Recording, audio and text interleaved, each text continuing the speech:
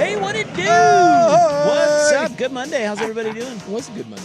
Well, it is. Wait, you it mean was, it was? and it is. It's already over, huh? Still is. Hey, who won the Raiders-Cowboys game? I think we know who won. Although maybe you don't, because I it don't is know, the dude. Cowboys. But have you watched the Raiders? I have. Boy. I've watched both teams. Yeah.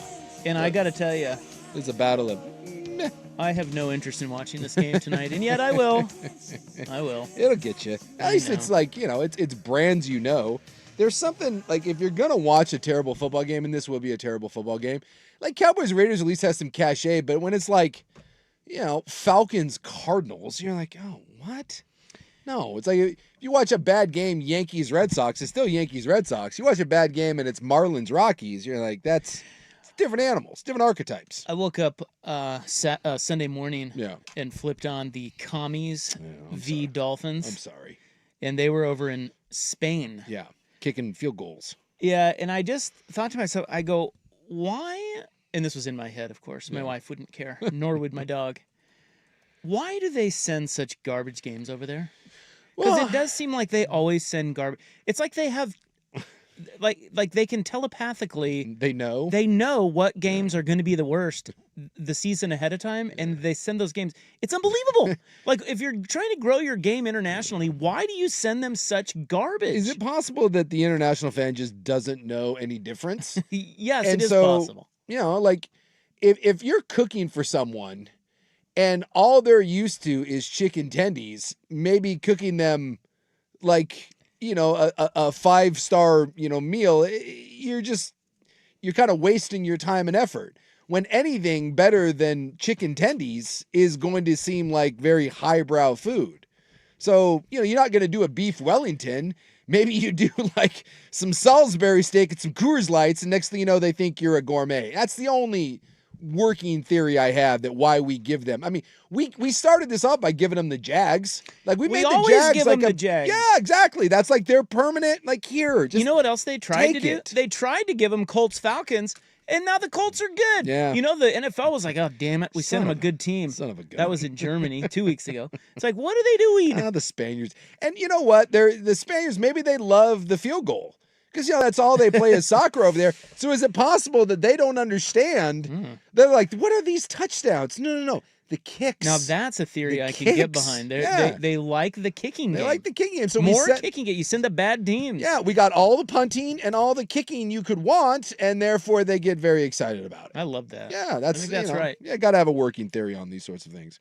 I do remember when I played in NFL Europe, we would have like these community outreach things where we would go and we would try to like introduce the game of American football to foreign audiences, and so there would be like we'd go to like places where they like soccer academies and rugby academies and be like, hey, this is American football. And the questions they had, I didn't have answers to because they're all really good questions, and it's usually why. And there's not one good damn answer that I can give for anything that Just we do. the way it is. It's just the way it is. That's how they do it. I felt like a dad because I said so. That's why. And you're just like, here, just take the game, and if you like it, great. If not, And for those saying, whoa, the Jets are way worse, they just sent them They the just Jets. sent 'em. The Jets were over there playing, who were they playing? was that the? They played a game over there. They did play a game. Did they have the? They didn't have the Steelers, did they? I'll look and see what the what was that I'll game? look and see what the international. I remember games are. watching it. Yeah. By the way, Schultze's here again today. Look at Schultze over there. He's riding high. Josh Naylor, Yes. 5-year deal. What up, guys? Happy Monday. Yeah. How about Gotta- that? They got the fat guy back. Got to wear the headband to match. Hey, the speedy fat guy. Yeah, dude, that guy, he was like 20 for. He's like 20. Yeah, 20 for 20. He did not miss a stolen-based opportunity when he was with Seattle. Yeah. Pretty crazy. We gave him. We gave him Jets Broncos. So that's That's right. it's something.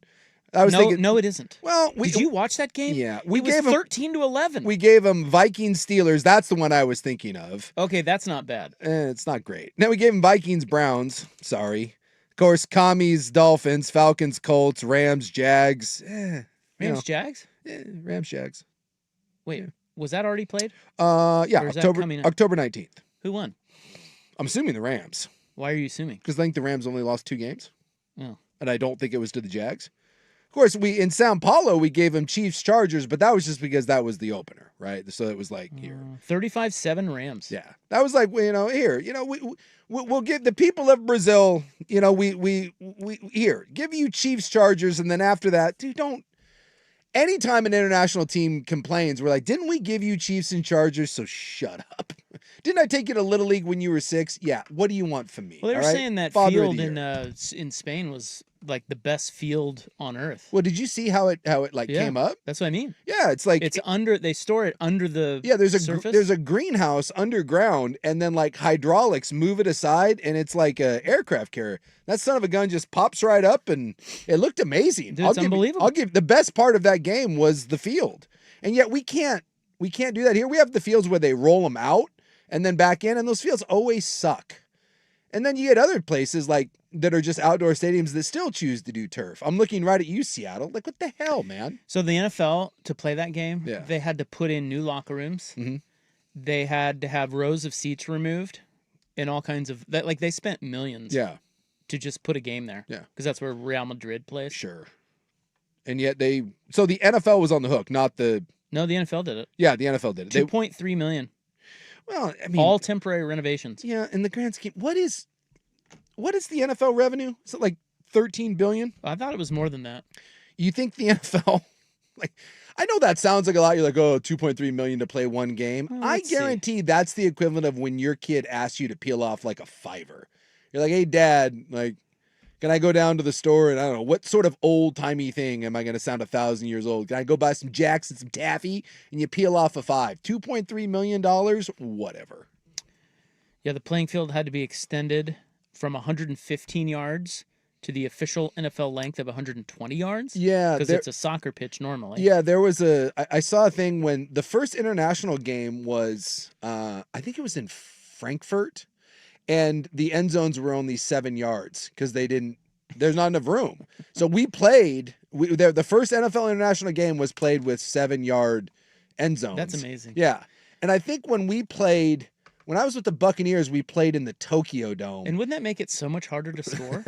It does take a little bit out of the back it's hard corner. to score in the red zone anyway. Yeah, shrink it down.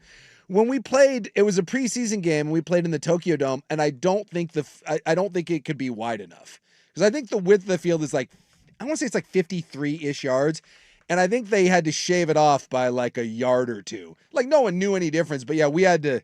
It didn't fit in the Tokyo Dome. Like we couldn't make it quite work dimensionally, so we just kind of. They just shrunk it down a little bit. It was like, yeah, it's a preseason game. They're like, F off, go do this. On this note, Yeah. Can we talk about whose idea it was to put the field goal post on the goal line back in the day?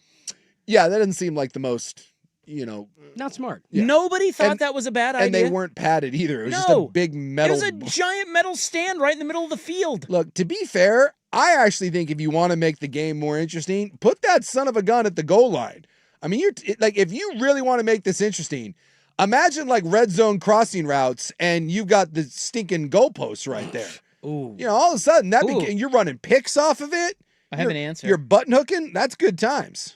Can you guess the answer to that? There actually is a primary reason. Why they were there? Yes. I'm guessing again, field dimensions.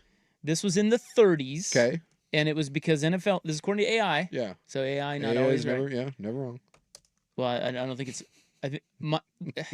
it's not always right. How dare you say It's not that always about right. our robot overlords?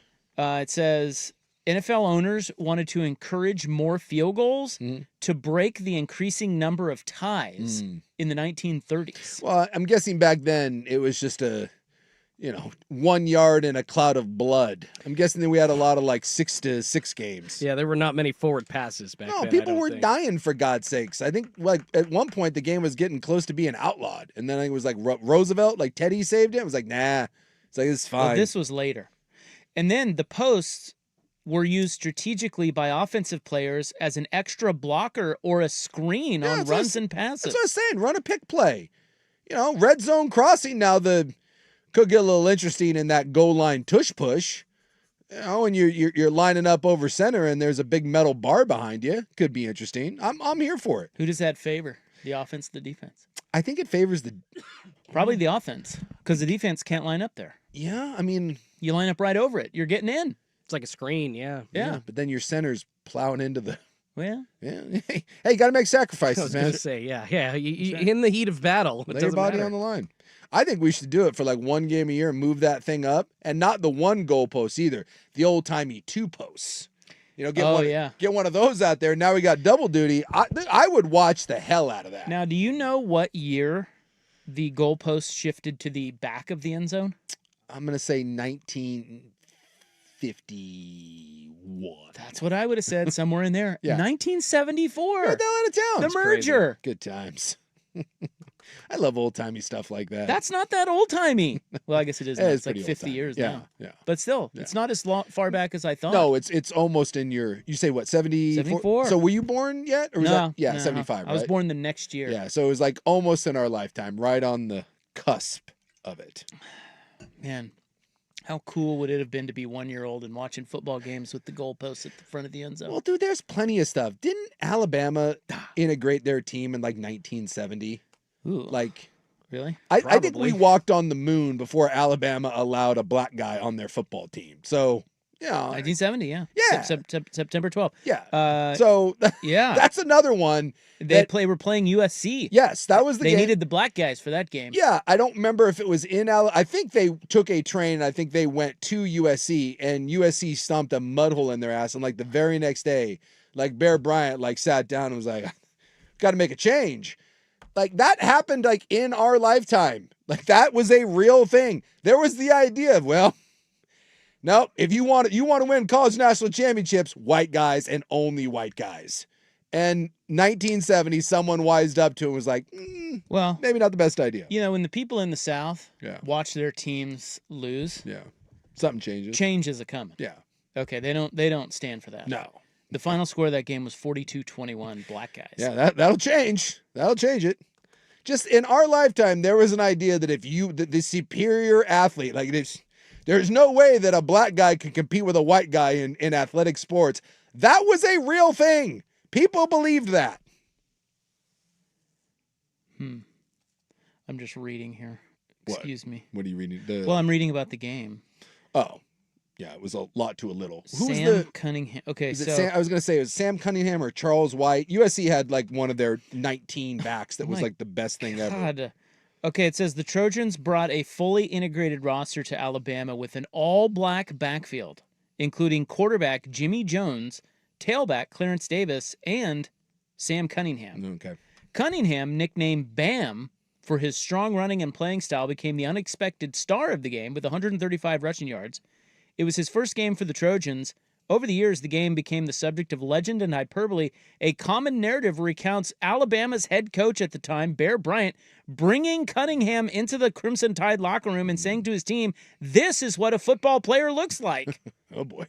Yikes. I would have given anything to have sat like, just, I don't need to be down like on field level. Give me like 15 to 20 rows up, 50-yard line, just amongst the diehard Alabama faithful. Can you imagine what was being said in the middle of that alley whipping? A lot of nasty things. Oh, well, just the amount of ignorant, evil crap, but also we need to do something immediately. Like I bet that would be a roller coaster of emotions to sit there and just like have the hidden mic thing. Now, That was this rough. same story here says that Bear Bryant had already recruited one black player. So Oh, yeah. it Hey, wasn't hey, exactly the whoa, USC okay. game. He was already onto it. He's like, Yeah, hey, you know, he this guy's figured pretty it good. out. However, the black player that he had recruited was a freshman by the name of Wilbur Jackson, and he was not allowed to play. No. Instead, he had to watch the game from the stands. Oh, so enlightened Paul Bear Bryant was. USC God. game, and then we're God. like, it might be time to. Well, that's like, Wilbur, get down here! look, all you need to know is need some help. Dabo Sweeney and Mike Riley played on some of those Alabama teams. That's how, if you want to know Nick where, Saban, yeah. where we were at, that's where Wasn't we were. Saban a corner? No, he played at like Kent State, but Mike Riley played on some of those Bear Bryant like national I title remember him teams. talking about that. And no offense to Mike Riley, but Mike, I don't think you're roaming the backfield in Tuscaloosa anytime in the near future. Kind of lanky, you know? Yeah, know, a and he little was a- wiry, A right? little wiry. He was a Yeah. gritty player, is what he was. Probably Back in the coach's day son. now. Smart, cerebral player. Is he still Real on gym the rat. playoff committee? I don't think so. Where have you guys been? Are you sure? I'm not certain, but I can look for you. Please do. I do love Mike Riley. 72 years old. One of my favorite human beings that I've ever encountered doing this stupid job. He I last think coached he for is the on- he last coached for the New Jersey Generals. I think he's on the selection He's on the committee. selection committee. He's on the 2024 selection committee. Okay. Yeah, I Well, don't there know we about go. this year.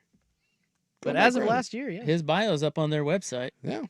Yeah, it says 2024 above it, though. But, Oh, you're right. It, yeah, it like, does. I don't know. Nah.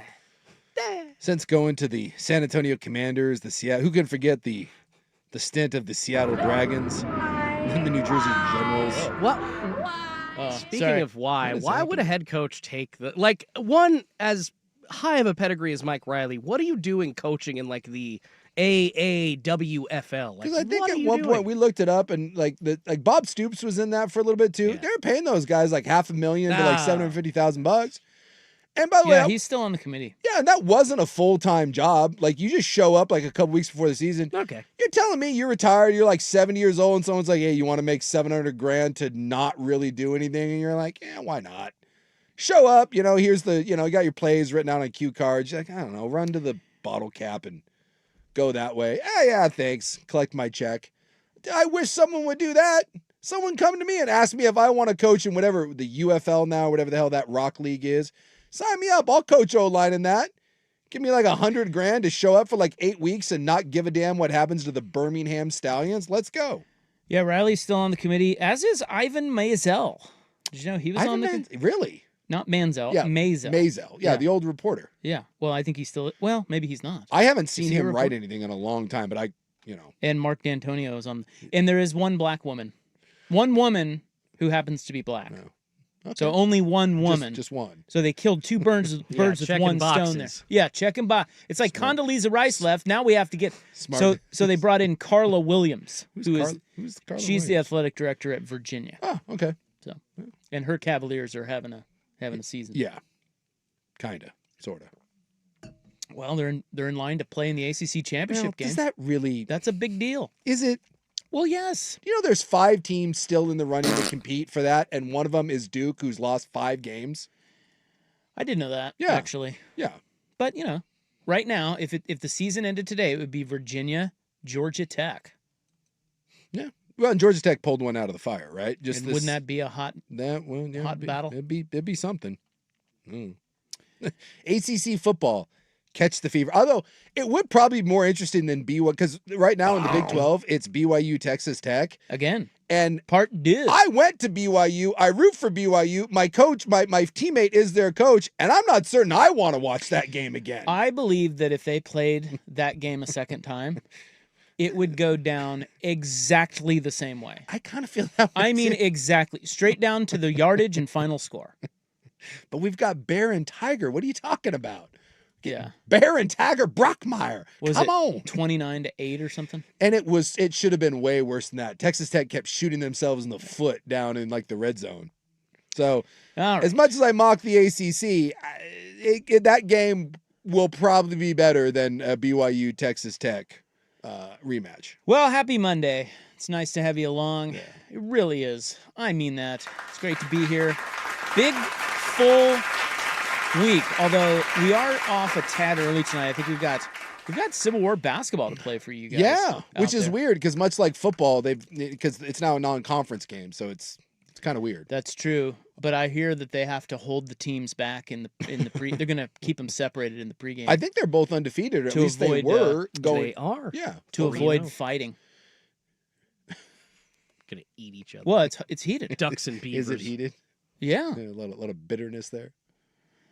All right, let's get started, and we're going to start with Sam Darnold is who we thought he was. I knew you were gonna go there. How did you not? How could you? You think I'm going to let this go? You think I'm letting this go? Yeah, it was not good. And other quarterback musings next on The Fan. The Oregon Ducks had some work to do after the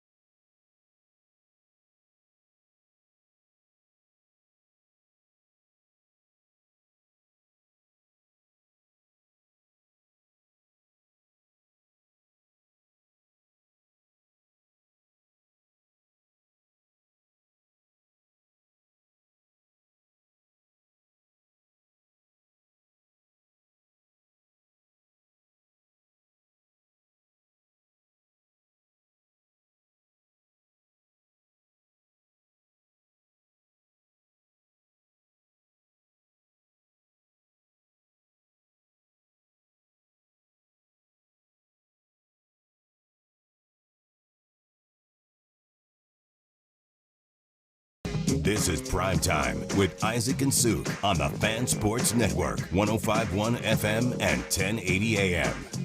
Very good day in the NFL yesterday. Some big games.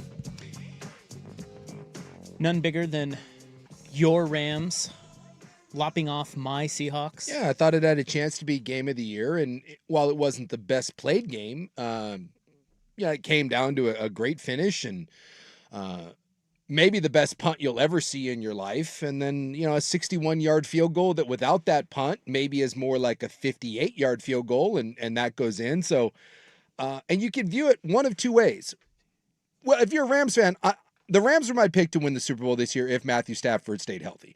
Matthew Stafford has been healthy and looks like an MVP, and I think the Rams stake their claim to being the best team in the NFL. They were better than the Seattle Seahawks. If you're the Seahawks, you view it one of two ways, and it's just if you're glass half full, if you're glass half empty. Glass half full is your quarterback could not have played a worse game and threw 4 interceptions, and you were still a 61-yard field goal and miraculous punt away from beating the best team in football. Or you can view it as we were damn lucky to even be in that game, and against the good teams that we've played, and there's been 3 of them, we're 0-3.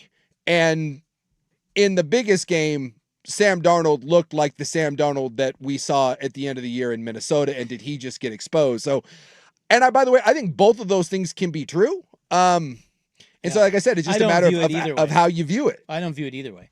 I view it simply as your quarterback turned it over 4 times, and if he doesn't, you win the game. Yes. So that is not a winning recipe. Like Sam Darnold. And by the way, there are not 2 Sam Darnolds.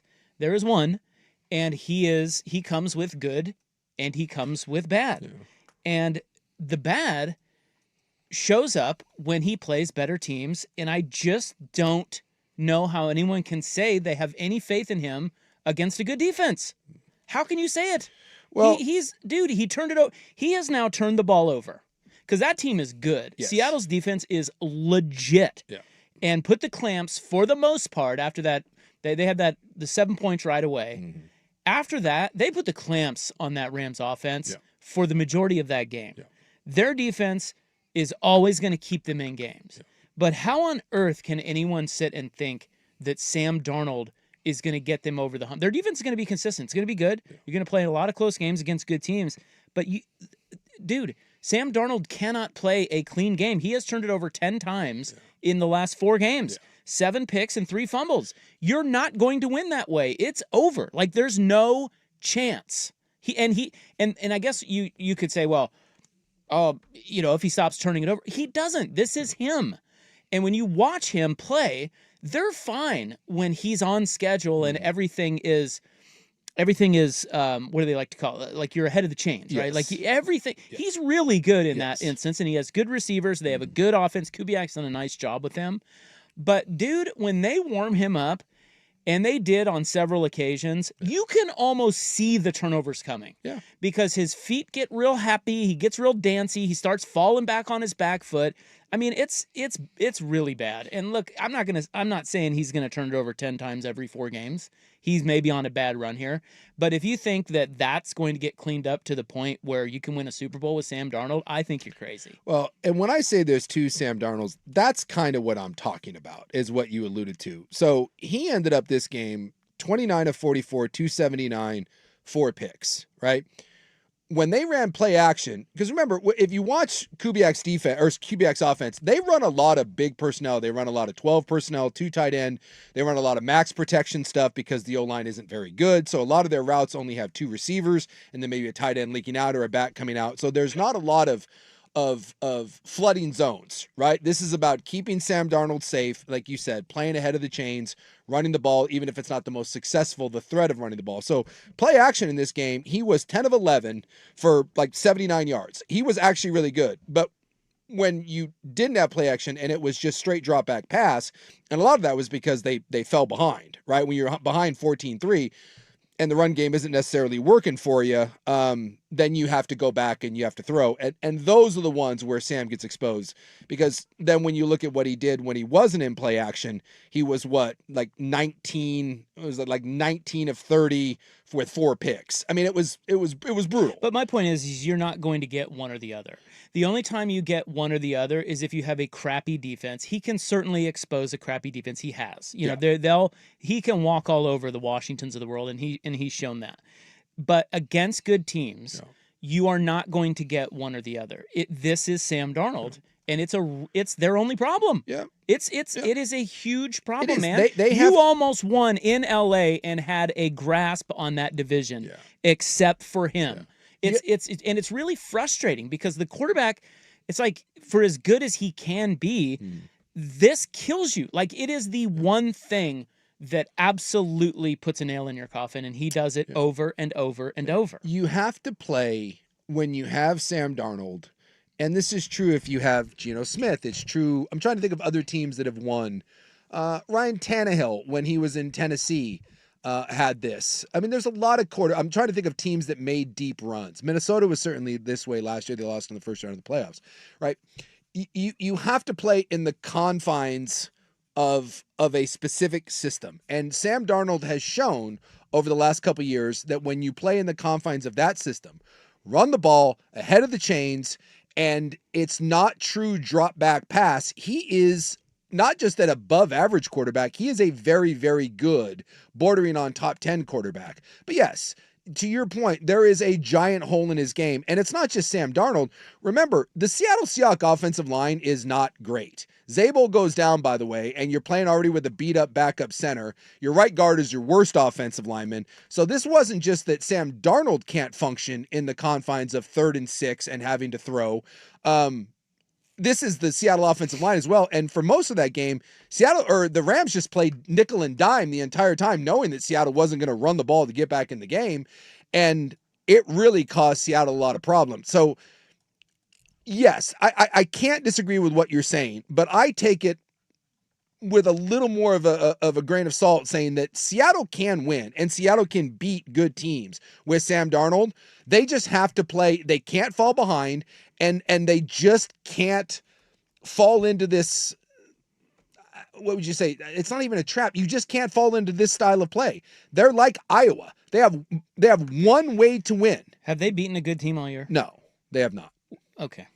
Well, that's what we said. Like when you look at their wins, they've beaten the Steelers, the Saints, the Cardinals, the Jags, the Texans, the Commanders, and the Cardinals.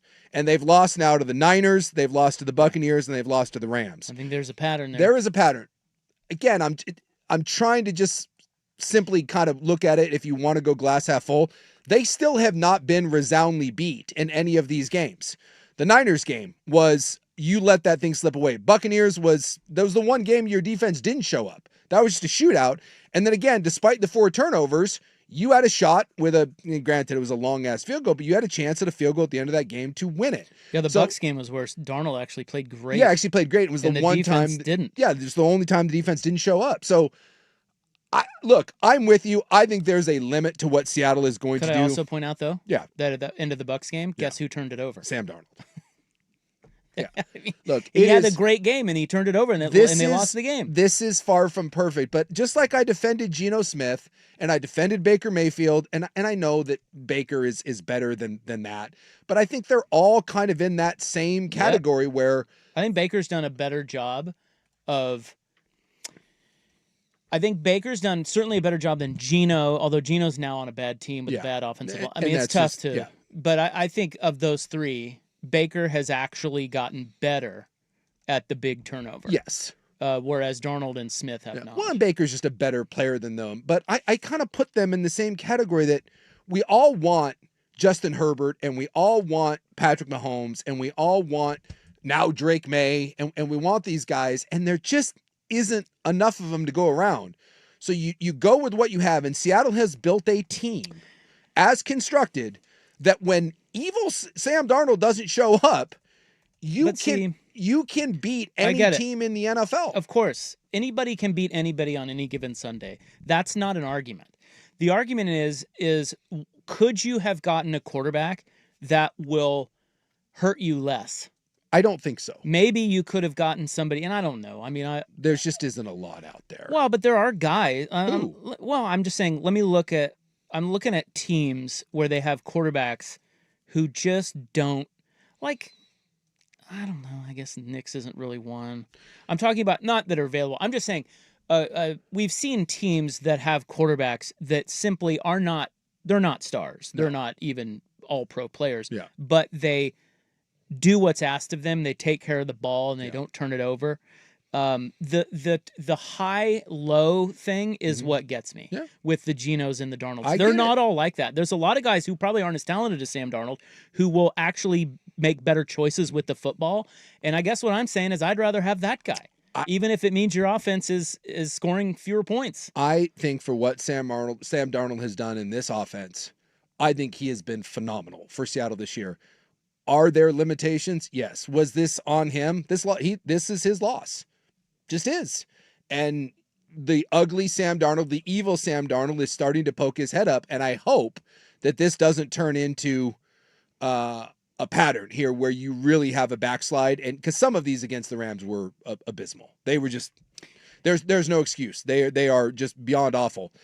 But for me, when I look at Seattle and I say what else was out there, I think you made the right choice between him and Geno Smith, and I don't know where else you wanted to go. But if you told me, like, to me, if someone just said Brock Purdy on this Seattle team, I think you're a Super Bowl team. I really do. No question. He's really good. But again, good luck finding him. Like, you found him, like, dumb luck.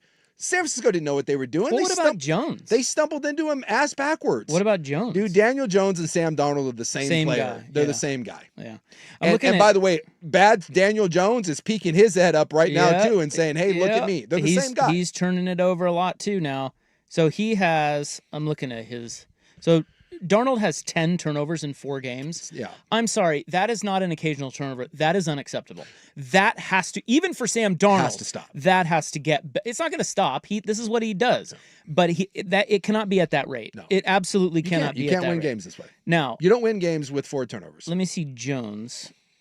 I'm telling you, the last couple weeks it hasn't been pretty. Believe me, I know. He's on that path. I've been one waiting for the regression all season. And like someone brought up Jared Goff, don't do that. Jared Goff is light years better than any of the guys we're talking about. Jared Goff, again, now if you want to say limitations, here's another guy.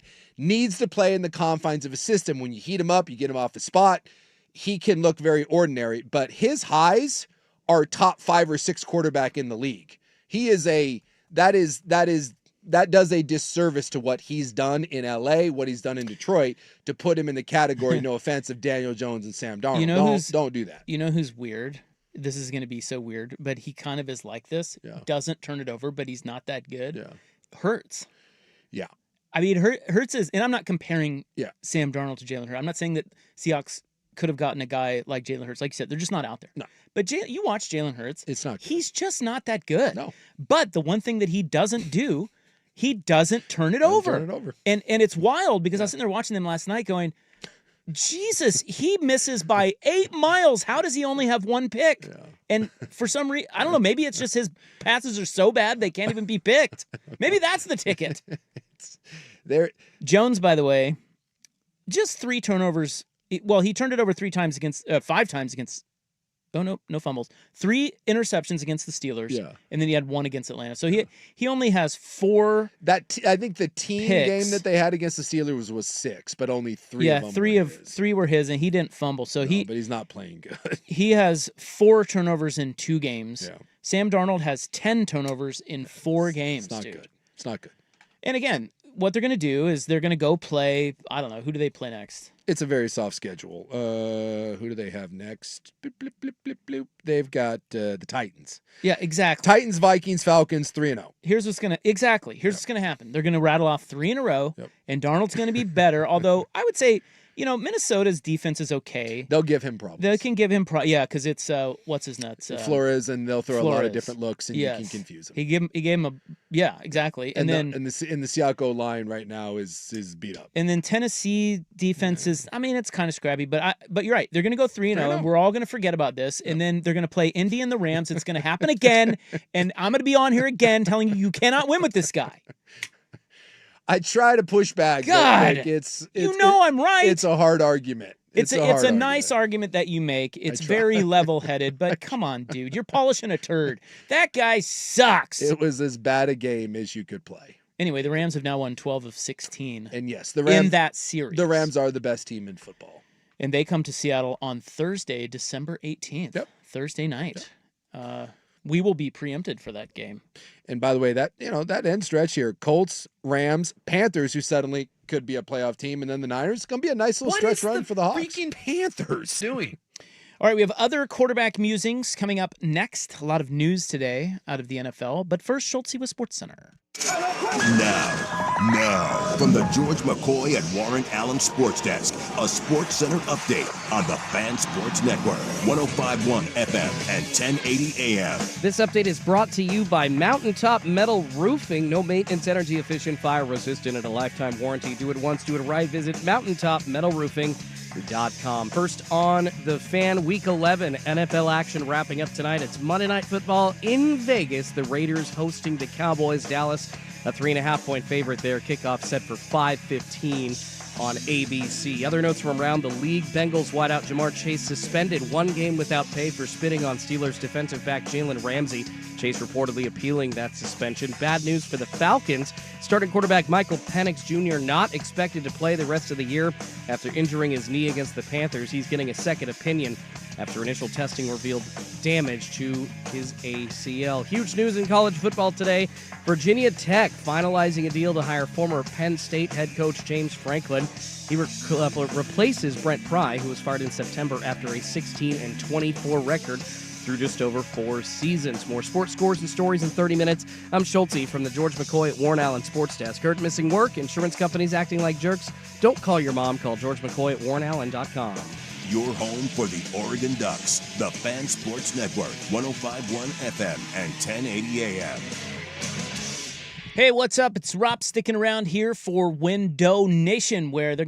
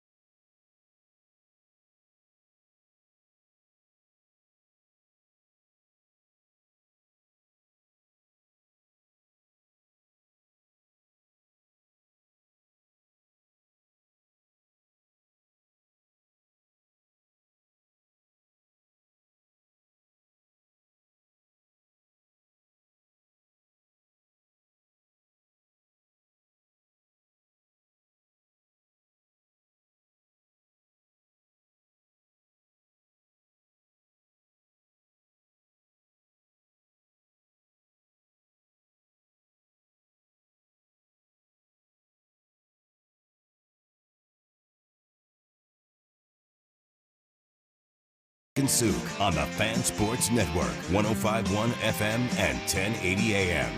All right, our college football skibbity toilet is coming up next. But first, other quarterback news from around the league. We're losing Michael Penix. Yeah. He's done for the season. He's got a partially torn ACL. So I think they said this is now in 8 college and NFL season, this is his 5th or 6th season-ending injury. Damn. So we thought maybe the injury bug was behind him because he wasn't hurt at Washington and he made it through his rookie season and only played part, and then he'd been healthy for the most part this season, and now this. Injuries are always tough with rookie quarterbacks because you don't really know kind of what you have, and they delay the development. He's a little bit of an older quarterback. We know the injury history. It's another ACL, and on top of it, let's be honest, Michael Penix has been kind of Were we wrong about him? Or me? I liked it. I thought he was going to be good. I did too. These injuries, though, were the detractors. That was the reason why people the say, injury isn't "Don't take necessarily the detractor to me. If Michael Penix had looked great, I'd be like, oh man, it's another ACL, but It'd be like Jaden Daniels. it'd be a little bit. But it's not. Yeah, but it's not. It's so He far. kind of stinks. It hasn't been great, and so now you've got an older quarterback that sat for a year, another injury. And you don't really know what you have going forward. And it's an injury now late in the season. Where is he at coming back from, I believe this is his 3rd ACL. Like, is he back at the start of the season? Do you count on him being the guy going forward? Do you spend draft capital? By the way, your first round pick, you know, a fun fact, as Atlanta plummets, and I think as it sits now, Atlanta would have like the 8th or 9th pick, and we'll see what happens. Do you know where that pick goes? Let's see. Falcons? Yeah. Probably for whoever they got. Cousins. Where'd they get Cousins? Minnesota? No, that was a free agent Is signing. that free agency? Yeah. Okay. I don't know. Maybe It goes to the Rams. Why? Falcons traded up to the 26th overall pick to take Penix. Oh. So, like, now if you're the Rams, that pick more than likely, no offense to Kirk Cousins, your ass. Top 15. That is going to be a top 15, and right now it's a top 10 pick and could get better. So if you're the Rams, not only are you the best young roster in the NFL, you got a chance at the Super Bowl this year, and you can either add another just want position, or you've got a chance to go find your bridge quarterback with Matthew Stafford. Like, if you've got a top 10 pick, and this could, we'll see where this goes if Atlanta plummets. Let's say this is a top 5 or 6 pick.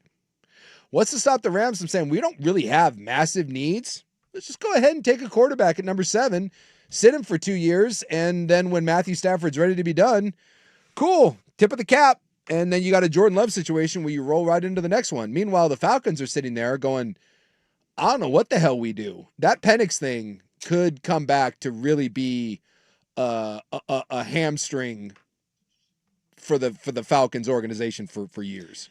Aaron Rodgers has a slight break in his non-throwing hand. Is it a wrist or hand? Something like wrist. Yeah. We don't really know his status. Yeah. But Yeah. They said. And then the Jets are benching Justin Fields for Tyrod Taylor.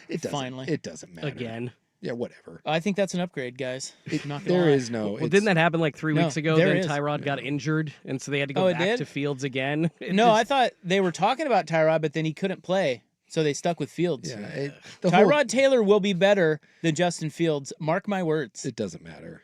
Just the whole thing. It just doesn't matter. You want to talk about a hard reset? Like that whole thing. And at least with the Jets, you had the fire sale. You got a bunch of draft capital now.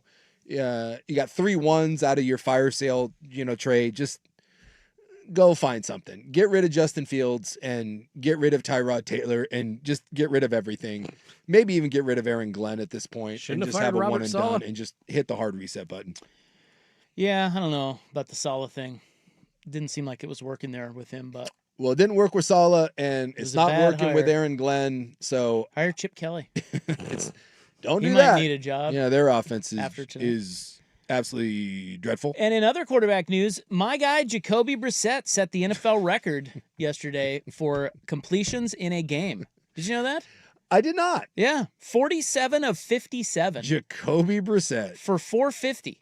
How about that? How about that? So run those numbers by me one more time. 47 for 57 for 452 to be exact. And they scored 22 points and lost by 3 touchdowns? Yeah, I mean, I didn't really watch it, but yeah. Well, at the half, I mean, they're terrible. yeah, it was like 28-12 or something at the half. It wasn't like a It was competitive 28-10. 28-10. It wasn't a competitive game. 41-22 final. 47 for 57. Yeah. Boy, I did not know that he Yeah. threw a couple Two picks. tutties. Yeah, 2 picks, 2 tutties. That's the most completions ever in a game by an NFL quarterback. Isn't that wild? I would have 47. thought that number would have been higher than that. And then Purdy's back if you didn't notice. Yeah. And by the way, when they don't have an offense or a defense, they're stringing that thing together. But when everyone's healthy, when Pearsall's there, when Purdy's there, when Kittle's there, when CMC, they're going to outscore some fools. the Niners are good. They just don't have anybody to play defense. They are putting that thing together with duct tape and paper mache. I think all 3 of those teams, Rams, Seahawks, Niners, are going to be in the playoffs. It's possible. All 3 from the division. Yeah. Well, it is possible. I think they're all 3 going to be in there. Yeah. Because if you look at some of the games, like Niners have the easiest schedule. Well, so did Seahawks. They play Carolina, Cleveland, and Tennessee. Hey. In their next. Hey. Whoa. I mean, come on, man. I don't know if you've looked at this, but there is a chance, Oh no. a real chance, Oh no. that your Carolina Panthers, Are in the playoffs? not just in the playoffs, hosting a playoff game. Win the division? Yeah. Well, the Bucks already beat them once, right? Yes, I do think they beat them. So I think they got it. So if the Bucks beat them again, Bucks will win that division. Yes, but it's 6-4 and 6-5. Yeah. Panthers are 6-5. Yes. That's crazy. Yes. I'm looking here to make sure because I thought that they had lost to the Bucks too, but let me scroll. They did beat Green Bay. I was looking for a good win in No, there. no, they haven't played the Buccaneers yet. Oh, they haven't played. No, they got them twice at the end of the year. Okay. Oh, what a showdown. And then I asked, we were talking about quarterback play. Like, if you're Atlanta, you're like, God, I don't know what to do with Michael Penix. Cardinals don't know what to do with Kyler Murray. If you're the Carolina Panthers and you make the playoffs somehow, you win the division, can you still move on from Bryce Young? Like, I think they should. I don't know what there is just some quarterback situations that you're just sitting around if you're a fan base and you're like, dude, I have no idea what the hell we're doing here. He threw for 448 against Atlanta. Yes. 448. 448. Bryce Young. That dude, once in a blue moon, like every third game, he's like, hey, I'm good. And then right when you start believing in him, he will pull the rug out from you so damn fast. It's just, it's fascinating. Listen, they're about to play the Niners, Rams, and Bucks. Yeah. 3 of the next 4. Yeah. Probably should beat the Saints, but that's a division game, and so you never know. It's possible they drop 4 in a row. It really is. See, we always do this. Whoa, watch it. Yeah, okay. And then they play better teams. Yeah. He went 17 of 25 for 124 yards and a pick against the Saints. The Saints. Saints beat him? Yes. Yeah, that's right. Just last week. Yeah, 2 weeks ago. 17-7. Yeah. In Carolina. Yes. He threw for 124 yards and a pick, and then he went out and threw for 4, whatever it is. Make it make sense. Well, I think I can make it make sense in 2 ways. One, I believe Carolina was coming home to play the Saints after having won at Green Bay. So that's well, yes. I mean, dude, you just won at Green Bay. The Saints are the worst team in the league. Yeah. You're like, whatever, this will be easy. And oh, by the way, it wasn't because the Saints, I think, were coming off a bye. I think. And then, what'd you say the second way? Make it make sense? Oh, Atlanta just sucks, and they've quit. Seriously, they're terrible. Yeah. So, again, that division's not great. No. But the only good team in that division, make no mistake, is Tampa Bay. True. That being said, division champs, Carolina Panthers. Let's go. No chance. Ted McMillan is really good. I wonder what the odds are. Get Tampa right now. I don't know what you got. But yes, the correct. Yeah, wait a minute. The correct answer is the Buccaneers. Carolina plays San Francisco, Rams, then they get the Saints. But it's in New Orleans. Then they play Tampa twice and Seattle. They may not win again. How dare you? Bryce How dare Young, you insult my Carolina Panthers? Yeah, no chance. No. Although I am interested in that number. 1 second. Odds to win. Oh, okay. Why do we have to go? Break. Yeah. Oh, yeah? Yeah, we really got to break. We're a break behind already? Yes. What is wrong with our producer? Don't know, but yet you're still not breaking. I've told you at least 4 times. I don't think it's on me. Isachi. I think it is. Look at him passing the blame. I think it is. College football skibbity toilet is coming up on the Fan. Who's in, who's out? Why? This is the Injury Report, brought to you by Zoom Care. Health on your schedule. Rogers' second and goal.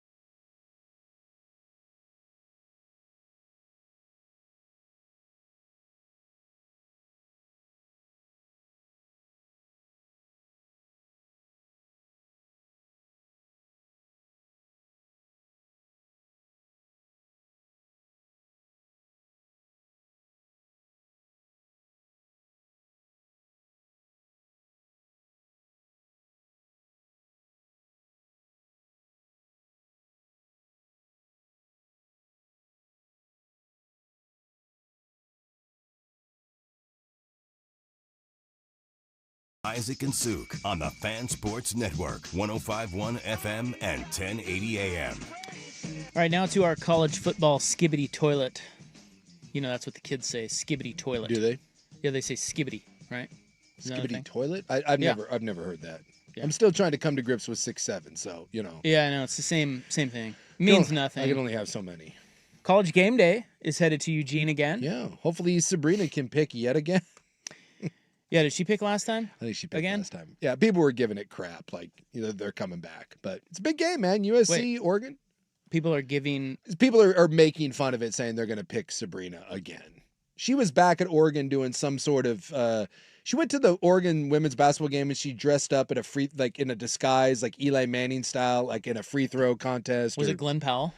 Yeah, it was something like that. She did a real Chad Powers thing and then started hitting free throws, and people were like, "Oh my God, she's going to be the picker again," because she was backing Eugene. And, Boy, they better get creative this time yeah, do something different. because they already had her once. I think they've had her twice.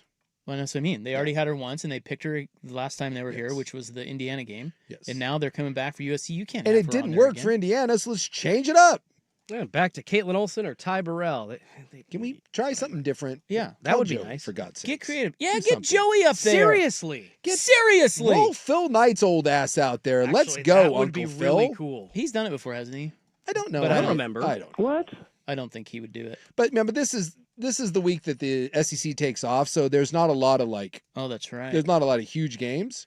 So this is like by far the best game. Pitt Georgia Tech had a little juice to it, but then Pitt got thumped. So I mean, there's just not. This is by far the best game I think on the slate. All right. Yeah. Oregon -9.5, guys. You want Georgia v. Charlotte? How about Alabama versus Eastern Illinois? what? Oh yeah, Yeah, all yeah. their cupcake Yeah, games they the play. cupcakes, yeah. That's so dumb. It really Aren't they is. changing that? Yeah, I think they're next Yeah, year. they're I going think to 9 They're games. going to 9 games. Yeah, as they should. Yeah. All right. We will continue with our college football skibbity toilet. How bad is South Carolina? Wait, how bad is Texas A&M? Wait, how good is Texas A&M? Wait, I don't know what to make of that. And Georgia wins again, but Alabama does not. Next on The Fan. I'm PJ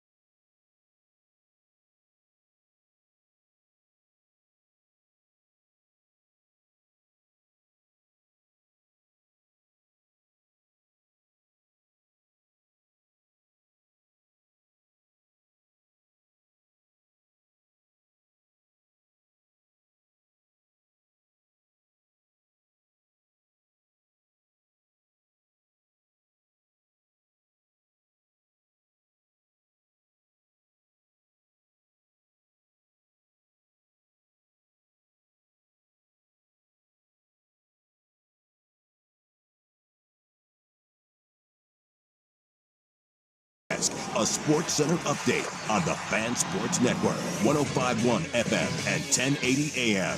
This update brought to you by Mountaintop Metal Roofing. No maintenance, energy efficient, fire resistant, and a lifetime warranty. Do it once, do it right. Visit mountaintopmetalroofing.com. First on the Fan, huge news out of baseball over the weekend is the Seattle Mariners re-signing free agent first baseman Josh Naylor.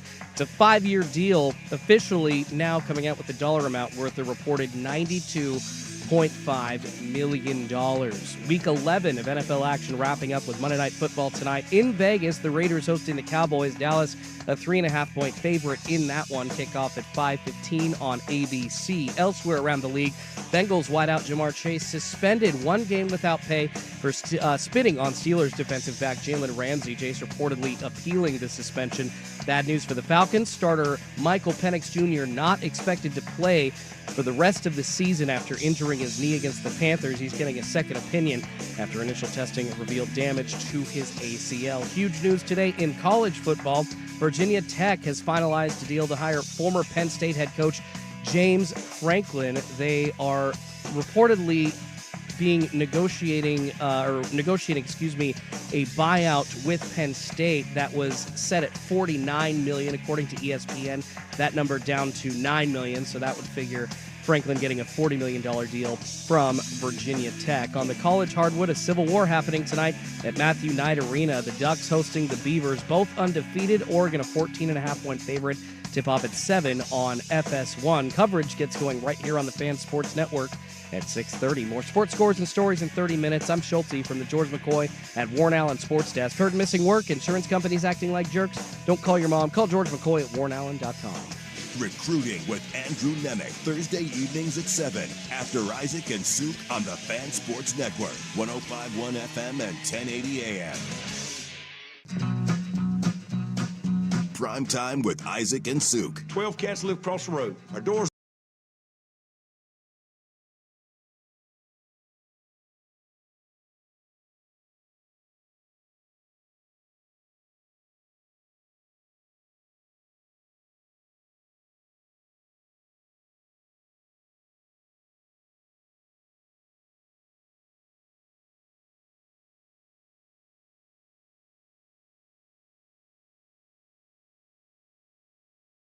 The Fan.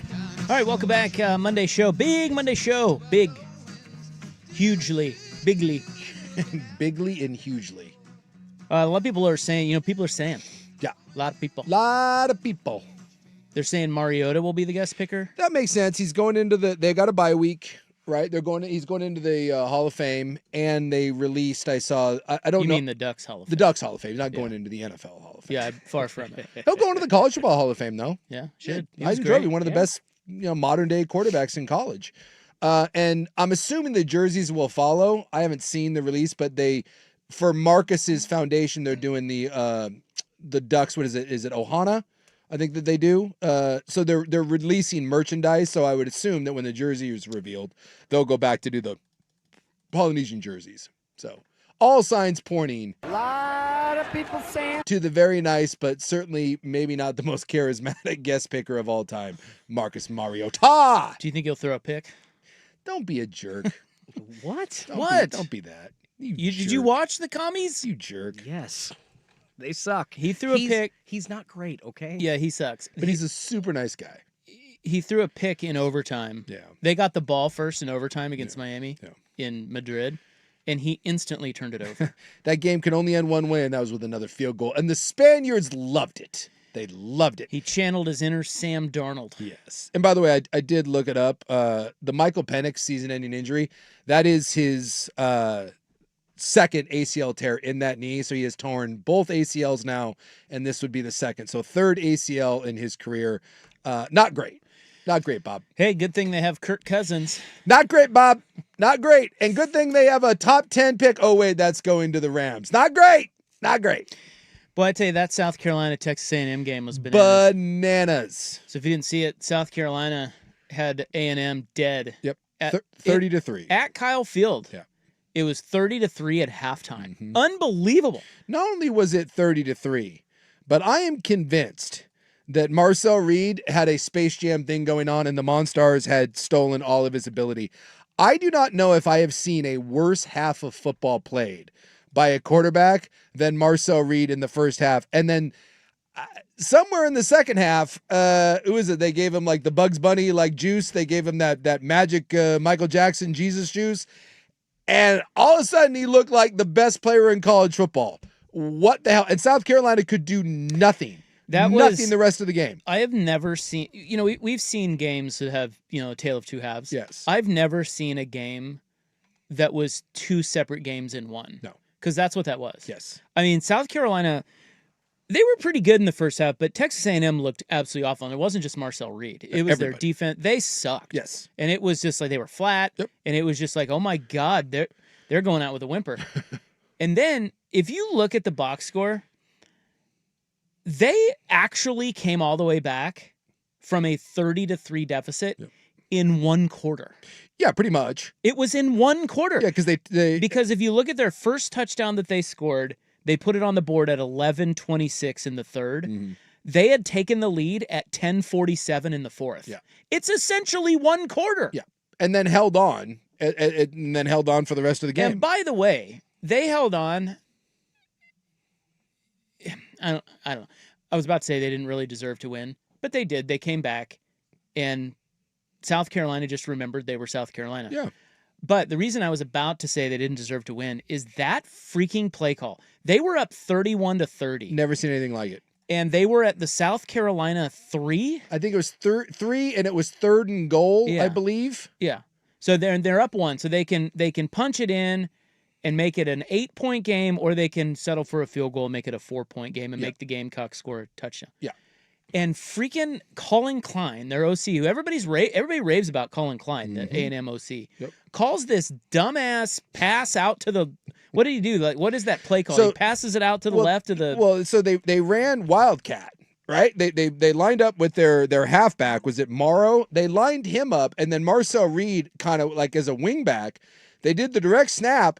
And then had the running back kind of start doing like this weird little sprint out. I don't really know what it was. And then he jumped past. It was a backwards pass. Backwards pass to the quarterback that went nowhere. And they're lucky. I It's cannot the worst play. fathom what that was. It is the worst play call since last night and Nick Sirianni going for it on 4th and 1 at his own 30 with a 10-point lead over the Lions. What are we doing? We need to talk about that at some What point. are we doing? That game was a dumb coach-off between Yes. Dan Campbell and Nick Sirianni. When did they get stopped 4 or 5 times? 0 for 5. And then he punts. He decides enough. Jesus, man. These coaches. Anyway, that was the worst play call I've ever seen in that instance. And they are very lucky that that South Carolina did not scoop and run that all the way back. Yes. The guy just fell on it. Yeah. If he had, and they don't teach guys to do If he this. just had some wherewithal But if to he scoop, if he stopped and scooped that ball up, he is gone down the sideline, and they might lose. Except then, South Carolina could do nothing, and they turned it over on downs. In fact, I think they're in that. Well, Reed didn't even, or not Reed, God bless America. Lenore Sellers. Sellers didn't even throw the ball. No. So It's 4th and 20. This is shades of Nico at Tennessee. It's 4th and 20. ran the ball. And he runs it for a nice little 7-yard gain. It's going to go out of bounds right They here. got sacked twice. And it was 4th and 20, and he decided to. He's like, you know what? I'll just take. I'll get a few more yards here. It is baffling to me. The end of that game was drunk. It was absolutely drunk. But A&M yes. is so lucky, and I'm going to call it right now. Texas is going to beat them. Texas will beat Texas A&M in 2 weeks. And by the way, I don't know if this is right because I had briefly looked it up and I didn't have time in the moment to double check it. It might have been from last year's game. I don't think it was though, because the date was right. You know what the spread is on the look ahead spread on Texas A&M is? Is Texas favored? Yes. No. Yes. Really? I got to double check it, but I saw Texas minus 10.5. That can't be right. That's what I saw, bro. Are you? I'm going to double check for you. Really? Yes. They beat them by 10 last year, and this one's in Austin with everything on the line. Texas, I was about to say they don't have anything. Yeah. No. But this would be their Super Bowl. Yes. It's their rival. Sark got all pissy, and he actually made a halfway decent point because someone asked him about, is this season a disappointment? And Sark was like, according to who? Expectations. And well, look, it has been disappointing because your quarterback is cheeks, and everyone said he was going to be great. And by the way, none of your receivers can catch. Cheeks. Yeah. What does that mean? That's ass. Ass. Slap them He cheeks. slapped them cheeks. And they're receivers, but I'm not sure who's got bigger cheeks. Arch Manning or his receivers. There is something about if you are skinny and fast and can't catch, Sark would like you in his offense. It's like it's crazy. But Sark did point out that if they beat Texas A&M, it will be the first SEC team since Joe Burrow, and like only the third in history to have 3 wins over top 10 teams.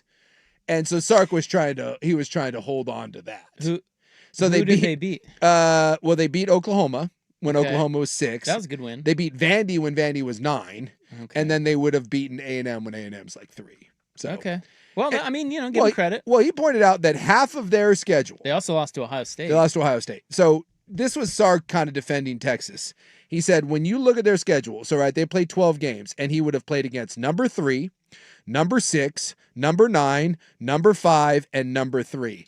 Half of their games have been against top 10 teams. Yeah. Now, granted, that Texas doesn't look like a top 10 team, but he does kind of have, I mean, there is a little bit of a valid point there when you look at it and say, hey, man, half my schedule, now one of those losses was to Florida, who stinks, and you had no business losing that game, but I can actually see, instead of like laughing at a coach and being like, dude, shut up, there is an element to. Good thing you jumped to the SEC. Yeah, right? If Texas is in the Big 12, They're Texas Tech. they're Texas Tech, but they're not. And when you go to the SEC and you take the money, all of a sudden that maybe scheduling Ohio State isn't the best thing in the world when you have to play in the SEC. This says, I'm looking at this right here. Mhm. November 28th, Texas A&M at Texas betting odds. This is from Vegas Insider. Mhm. Texas minus 10.5. Oh my God. That just seems. You tell me if That's what it looks like. that's what it I'll go says. to my bet online because that just seems so freaking weird. Although, listen, look, it's not It's a like trap. It's not like A&M Exactly. looks great. Exactly. But why is Texas favored by 10.5 over anyone unless it's Sam Houston State? All right, we'll get back to our college football skibbity toilet a little bit later. We've got our stock watch coming up next, what we're buying and selling from the weekend in sports on the Fan. Now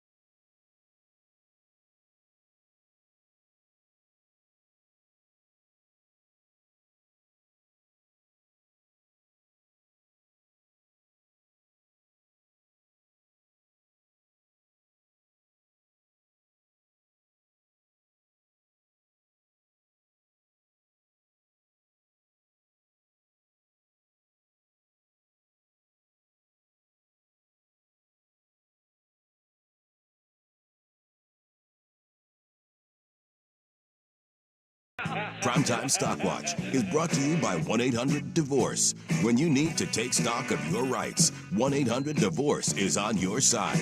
Call 1-800-DIVORCE today. So we were talking about Texas A&M in 2 weeks, and it's a huge game. Although it isn't really, because A&M will be in the college football playoff no matter what. And Texas is out. It's cooked. So A&M, Do we have a slot machine glitch going on here? well, it's the stopwatch. What do you look at me for? Like, this is what I play every Monday at Just 4:20. non-stop slot machine? Yeah, this is the stopwatch music. That's not the...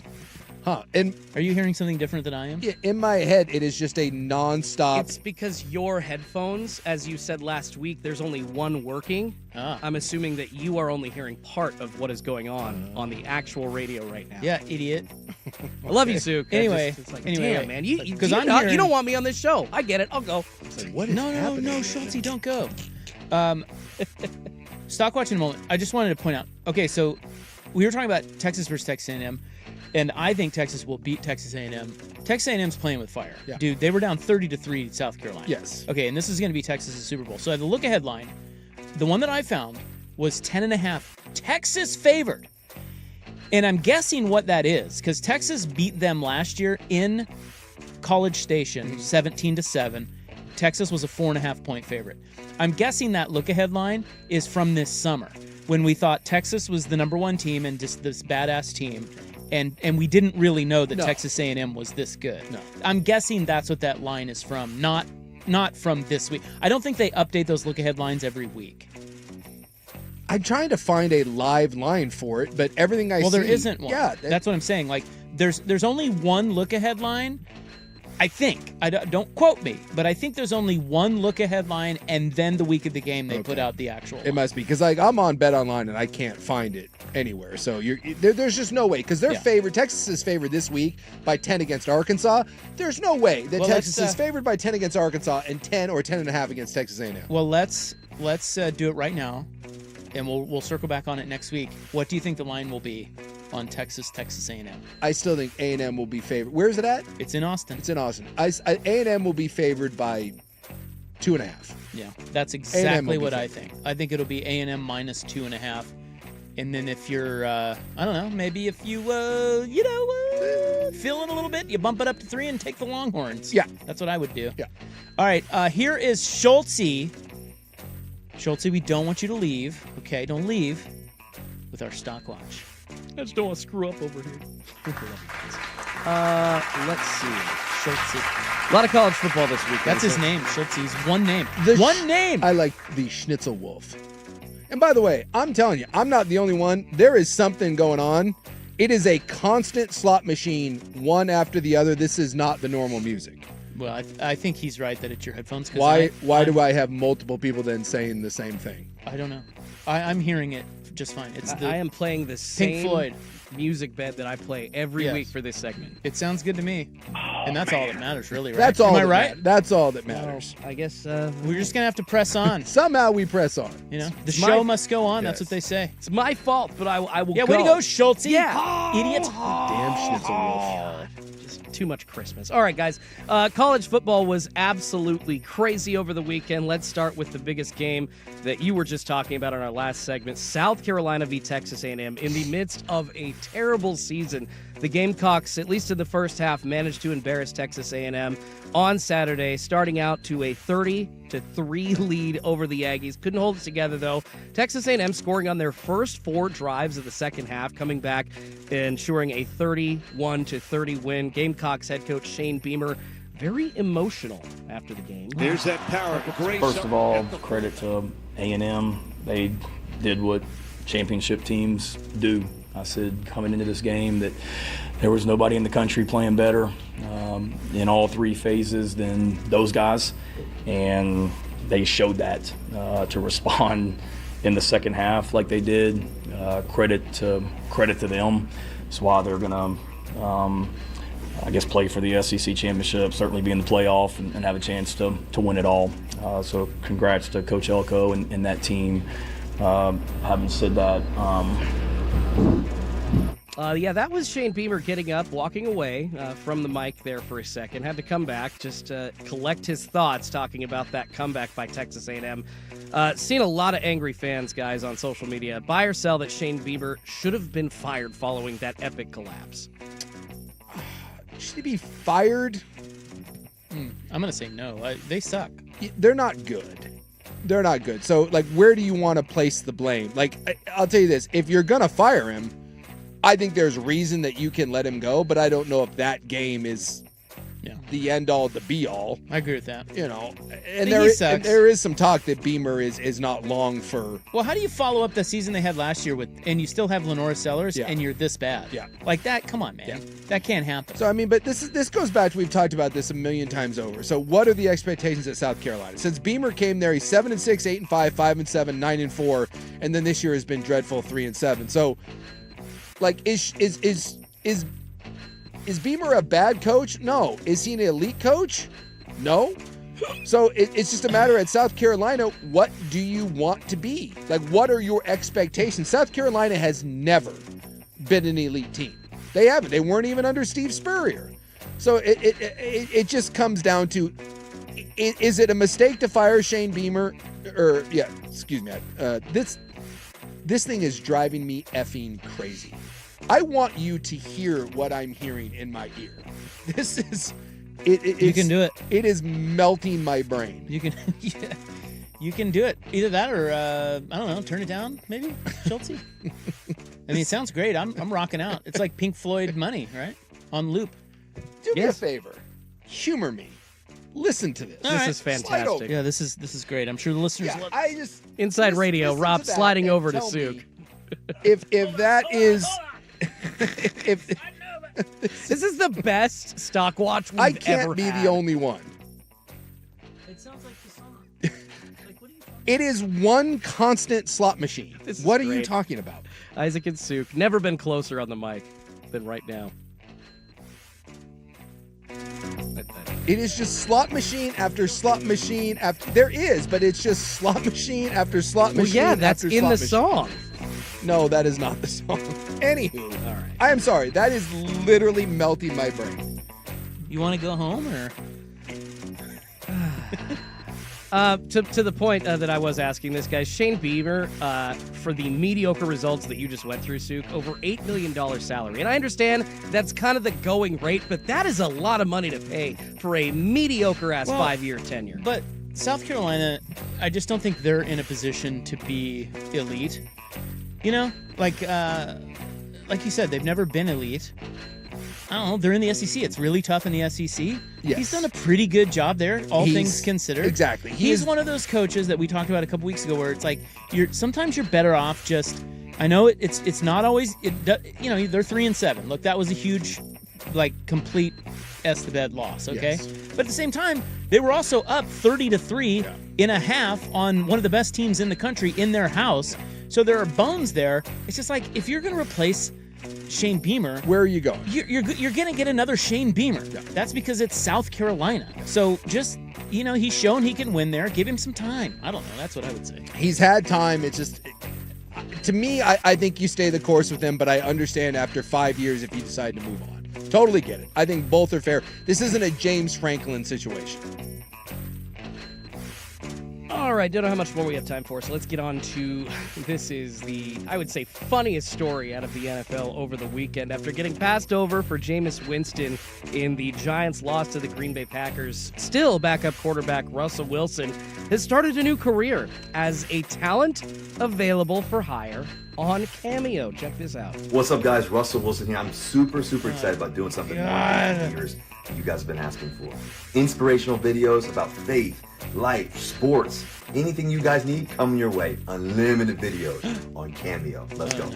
Whether it's a milestone Mr. birthday, Unlimited. that is right, an anniversary or long-awaited reunion, make it unforgettable with a one-of-a-kind Cameo video from Russell Wilson. That's what you read when you go onto his Cameo page, guys. Buy or sell that a cameo from Russell Wilson is worth $333. What? That is the minimum that you must pay to get a cameo for Mr. Unlimited. That guy has made $300+ million Hey, and he's Seattle. doing $300 cameos.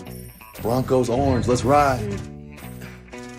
Russell Wilson might be the biggest poser in the history of the NFL.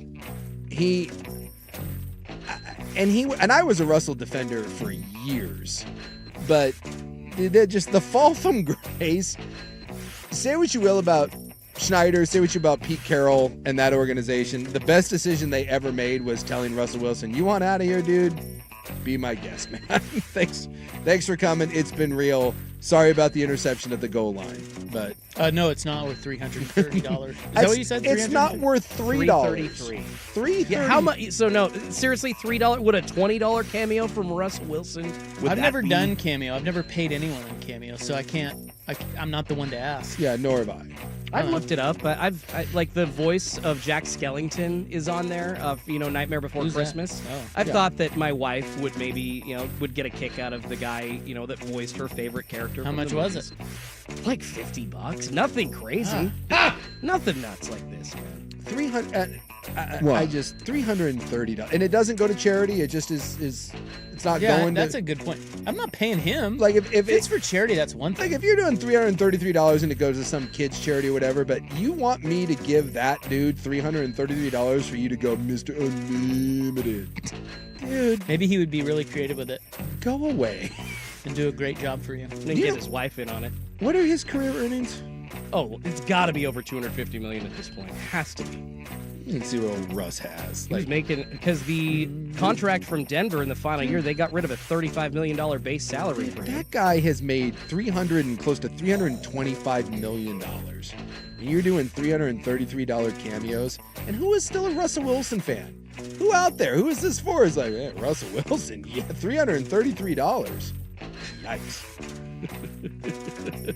No matter the occasion, the video will be yours to keep. All right. Are we done here, Schultz? Or do you want more? I want more, but we've had some problems. It's okay. That was maybe the hardest audio segment. I had to get rid of my headphones. That might have been the hardest thing from an audio standpoint that I ever have heard. We had some problems there. That thing was nightmare fuel. All right. Well, that is your Stock Watch. Regrettably. Brought to you by Goldberg Jones. When it comes to divorce, custody, or child support issues, trust Goldberg Jones to help. Call 1-800-DIVORCE. Phone questions answered at no charge. In the News is coming up next.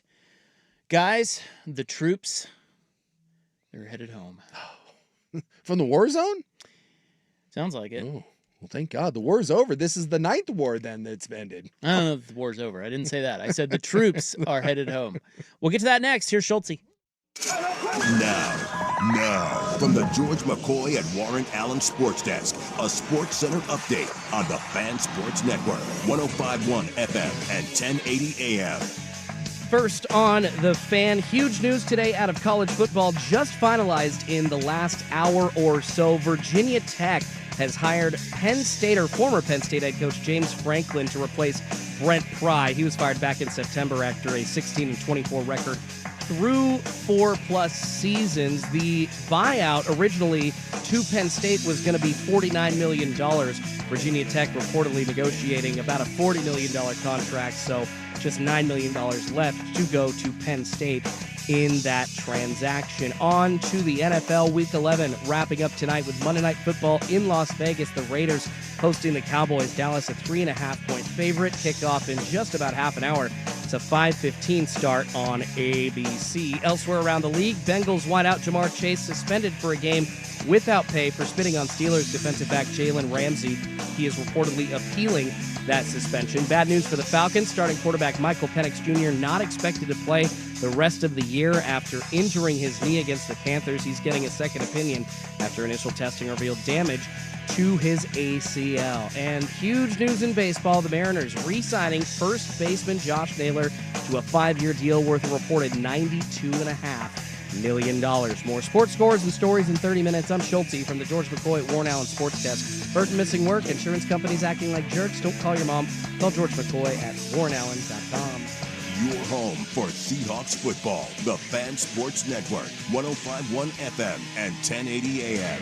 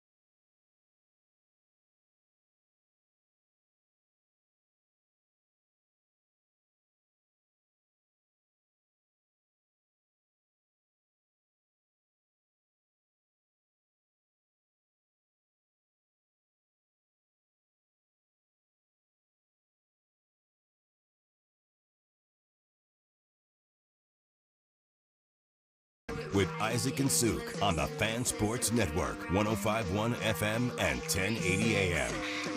All right, please have you along. It is another Monday edition of Primetime. It is November 17, 2025. It's time now for In the News. I'm your noted newsman. Hello, thank you. Thank you so much. Please be seated. Thank you. You're welcome. It's brought to you by the Advocates, injury attorneys at advocateslaw.com. If you've been wronged by a slot machine, call the Advocates. I hate this game. It is National Unfriend Day. Oh. So unfriend somebody. Unfriend them. That's kind of... Unfriending is kind of weird. Like, well, is it still a thing to be friend? Is that a Facebook thing? Is that what they call it? I thought about just in real life, like we're no longer friends. But I was thinking more of the technological. Yeah, like unfollow them. Unfollow, unfriend. But didn't it used to be friend? Like Facebook, it used to be friends. Do they still call it friends? Yeah, you're still friends. On Facebook, yes, but nobody like unfriends. Like for instance, somebody leaving their team, and we see, oh, Aaron Rodgers no longer following the Packers. It's not unfriending the Packers. It's just unfollowing. the only friend. It's only called friends on Facebook, right? Yeah. Not Instagram, or is it? No, it's Instagram's followers. Follow. Yeah. Facebook is friends. Yeah. Well. Unfollow your ex, delete all the old pictures of them that you had on your Instagram. It's just weird, like if you have to unfriend someone in real life. Unfriending someone online, who gives a rip? But like, when you have to kind of do the take a hint, right? Like, hey, I gotta unfriend you. Yeah, it's a little weird. Breaking up with a dude way harder than breaking up with a girl. 100%. Actually, my wife literally did the whole slow ghost to somebody that was very annoying. She didn't really want to be friends with anymore. Mm-hmm. That's kind of the only way you can do it, right? Like, what unless else you just want to come out and just be a jerk and be like, please stop talking. Nobody to me. wants to be that mean. No. So what's another tactic? I don't think there's a good one. Seriously, it's one or the other. We've all been in that situation where it's like, okay, I got to back away from this. Yep. How do you do that? Is it better if you just walk up to him and be like, you know what? I just don't want to be friends with you. I kind of just can't stand your general being. I'm out. You can't do that. No, it's so tough. you just, and eventually people take a hint. Yeah. And that's it. It's tough. We all move on. It's tough. It is tough. It's one of the tougher things in life. But it's happened to all of us, right? And yes. Don't take it personally. You're just like, hey, it didn't work out. And if you really think hard about it, you'll probably figure out why that's going on. Exactly. You're like, It is also National Farm Joke Day.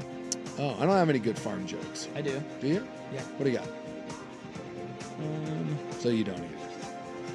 Which martial arts do pigs practice? No idea. Pork chops. Pork chops. What? The chop. Yeah, I was like, pork chops. No, you guys didn't like that? I got the interrupting cow. That's always a decent one.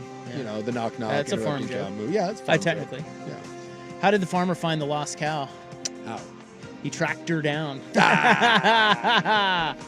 at your hot tractor jokes. Thank you. Why do farmers bury money in their fields? Don't know. To make the soil rich. I was so rich good. harvest, something. You guys like my jokes? No, not really. Very dad-esque. Thank you. Well, Jason, the troops are headed home. Thank God. But the war is not over? We're just sending the troops home? There's been an appeal. Does anyone even know if the troops were ever actually here? Anything? Yes, there were California National Guard troops here. Doing what? They're just hanging out. Just probably eating some good food. Sitting behind that wall. Maybe arresting some fools. I don't know. Standing on the roof. Looking at people jazzercising. There were 200 of them here. There were 200 troops to deal with the 7 people in front of the ice building? This is in Oregon. Okay, not just at ICE. Yeah. But where else? Like, that was the only place that was causing supposed problems, even though the city evidently was burning down. Yeah, they dumping soil somewhere, doing some landscaping work for us that we didn't know about. It's possible. They're headed home, according to a defense official and national media reports. Now, POTUS sent them here 6 weeks ago while in a wrestling match with the feds and the courts. Yeah. The federal courts. Yeah, kind of kept going back and forth. Over whether he could deploy them. At the time, the judge had ruled temporarily. This is a U.S. district judge named Karen. Freaking Karen. And from what I'm told, she's a real Karen. Unbelievable. She had ruled temporarily that Trump could not deploy National Guard troops to the ICE facility or anywhere else after defense officials sent troops instead, she moved to also temporarily block their deployment, and that's where we're at. So am I confused as ever? Like, what are we? So California troops Okay. made it to Oregon, but they were never deployed to the ICE facility. So they just sat in where? Well, I think where our troops are, right? Like, don't they hang out and stuff and play cards and crap? I can't. Without like Umatilla somewhere? I don't know. Like, what is? There was one day where they sent 9 Oregon troops to the facility. Okay. And they kept them there for hours. But then, and this was after she blocked their deployment.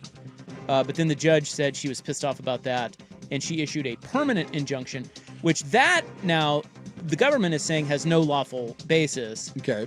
But so they're still fighting, but the troops that are here, they must go home to their families. Okay? Sure. Does that? I don't know. I know that wasn't clear, but that's about as clear a picture as I can paint. Look, is the war over? Does anyone know? The war's not over. The war's not over. We're still Never in war, over. We're still in war-torn Portland. Pretty rough out there. Pretty rough. They're jazzercising down. Someone's saying the National Guard barracks is out by Estacada. So yeah.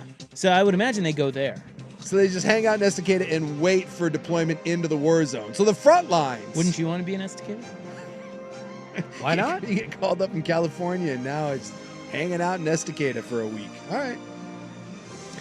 So it says of the 400 National Guard troops mobilized, half from California, half from Oregon, only 100 Oregon National Guard members will remain on active Title 10 orders. Whatever that means. I still don't understand what they were doing in the first place. I'm still protecting you. So, they were protecting you, you son of a bitch. How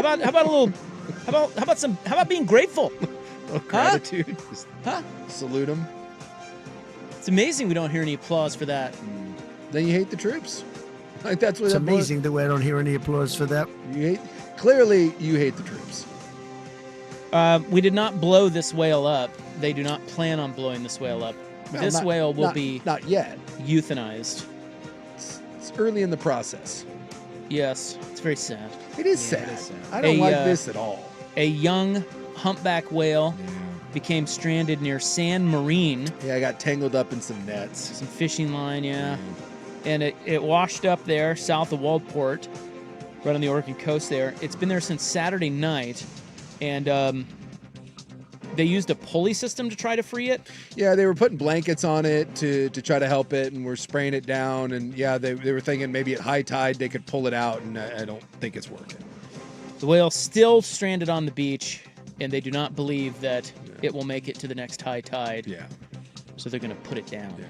So, but once they put it down, very humane. What happens then?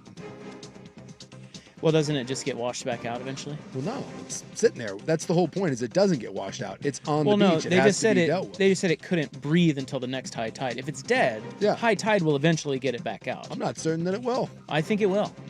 I think we need to reconsider all. Look, I'm a whale expert. Am I saying that we need to blow it up? No. Am I saying that we should keep it like in our back pocket? Why eliminate options? That's all I'm saying. Let's reconsider all possibilities. Duke just wants to see more dynamite. Okay.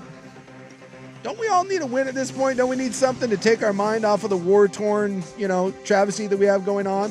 What better way to unite us than dynamiting a whale? Only after the whale has humanely passed. Yeah, rescuer said the best option for the whale was to self-rescue by freeing itself. But that's a great idea. But it did not do that. No, it's heartbreaking. I saw it on the beach today moving around, and that is soul crushing. But once you have to put it down, you got to do something with the carcass. Just saying. Maybe give ODOT a chance. Didn't we just give ODOT like an extra $1 billion? All right, didn't we have to like all pony up a bunch of money for ODOT? Well, you don't, but Oregon taxpayers do. Oh, I paid my Oregon taxes. Well, it's property tax. Oh, well then that's fine. It's your money. I'm just saying, let's give ODOT a shot at redemption. I believe in second chances. Do you remember the pilot who tried to cut the engines on his flight? Remember that? Why did he try that? Well, at the time, we didn't know. We thought he was trying to kill everyone. Remember that guy? I do kind of remember that. It was a Horizon flight. He was an Alaska pilot. Yes. It was a Horizon flight. Yes, Yeah, he I was do. an off-duty. He was pilot, off duty. right? Yeah, he was in the cockpit, but he wasn't flying the plane. Yeah. He tried to cut the engines Yeah. and kill everybody. Yeah, you can't do that. They subdue him and everything. Yeah. He has been sentenced. I'm guessing for a long time, I would hope. Well, we're gonna find out Let's go on this journey together. next on the Fan. This is the Fan's Window into Sports, a view into today's top stories. Brought to you by Window Nation, online at windownation.com. Sharp up the floor. He comes on a cleaning screen into a triple. Long ball grabbed by Flag. Leaking out is Washington. The pass up the floor to Flag for the jam. And Dallas with 1:27 remaining in OT leads by 3, 132-129.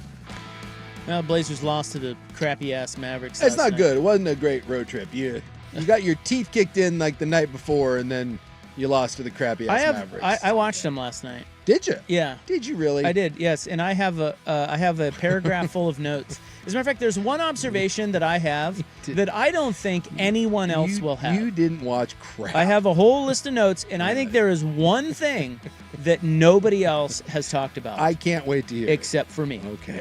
That will be later. Yeah. This report brought to you by Window Nation. This month, 50% off all window styles, 0% financing for 5 years. Schedule your consultation. It's free at windownation.com. Dutch Game Day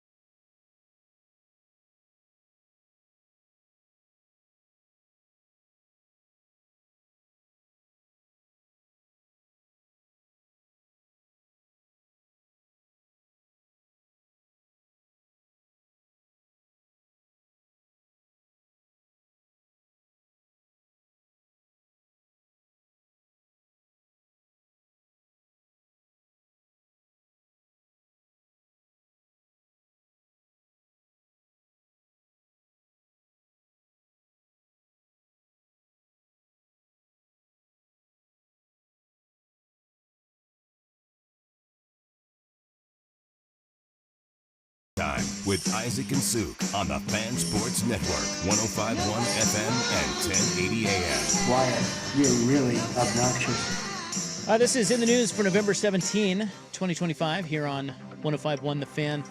Last story for you. Now, this guy's name is Joseph Emerson, and he was the Alaska pilot who was flying on a so he was not on duty. He was off duty. He was just he was hopping in the cockpit to get from Everett to San Francisco. Yeah, pilots can hitch a ride in with like the rumble seat back there. Yeah, and the date was October 22nd, 2023. Now, this is the guy, so he gets up and he pulls both of the red handles that would activate the plane's fire suppression system and cut off fuel to the engines. They are mid-flight. Seems to be Not rather good. problematic. Not good, Barry. Yes. Turns your plane into a glider at that point. Yeah. So they subdue him.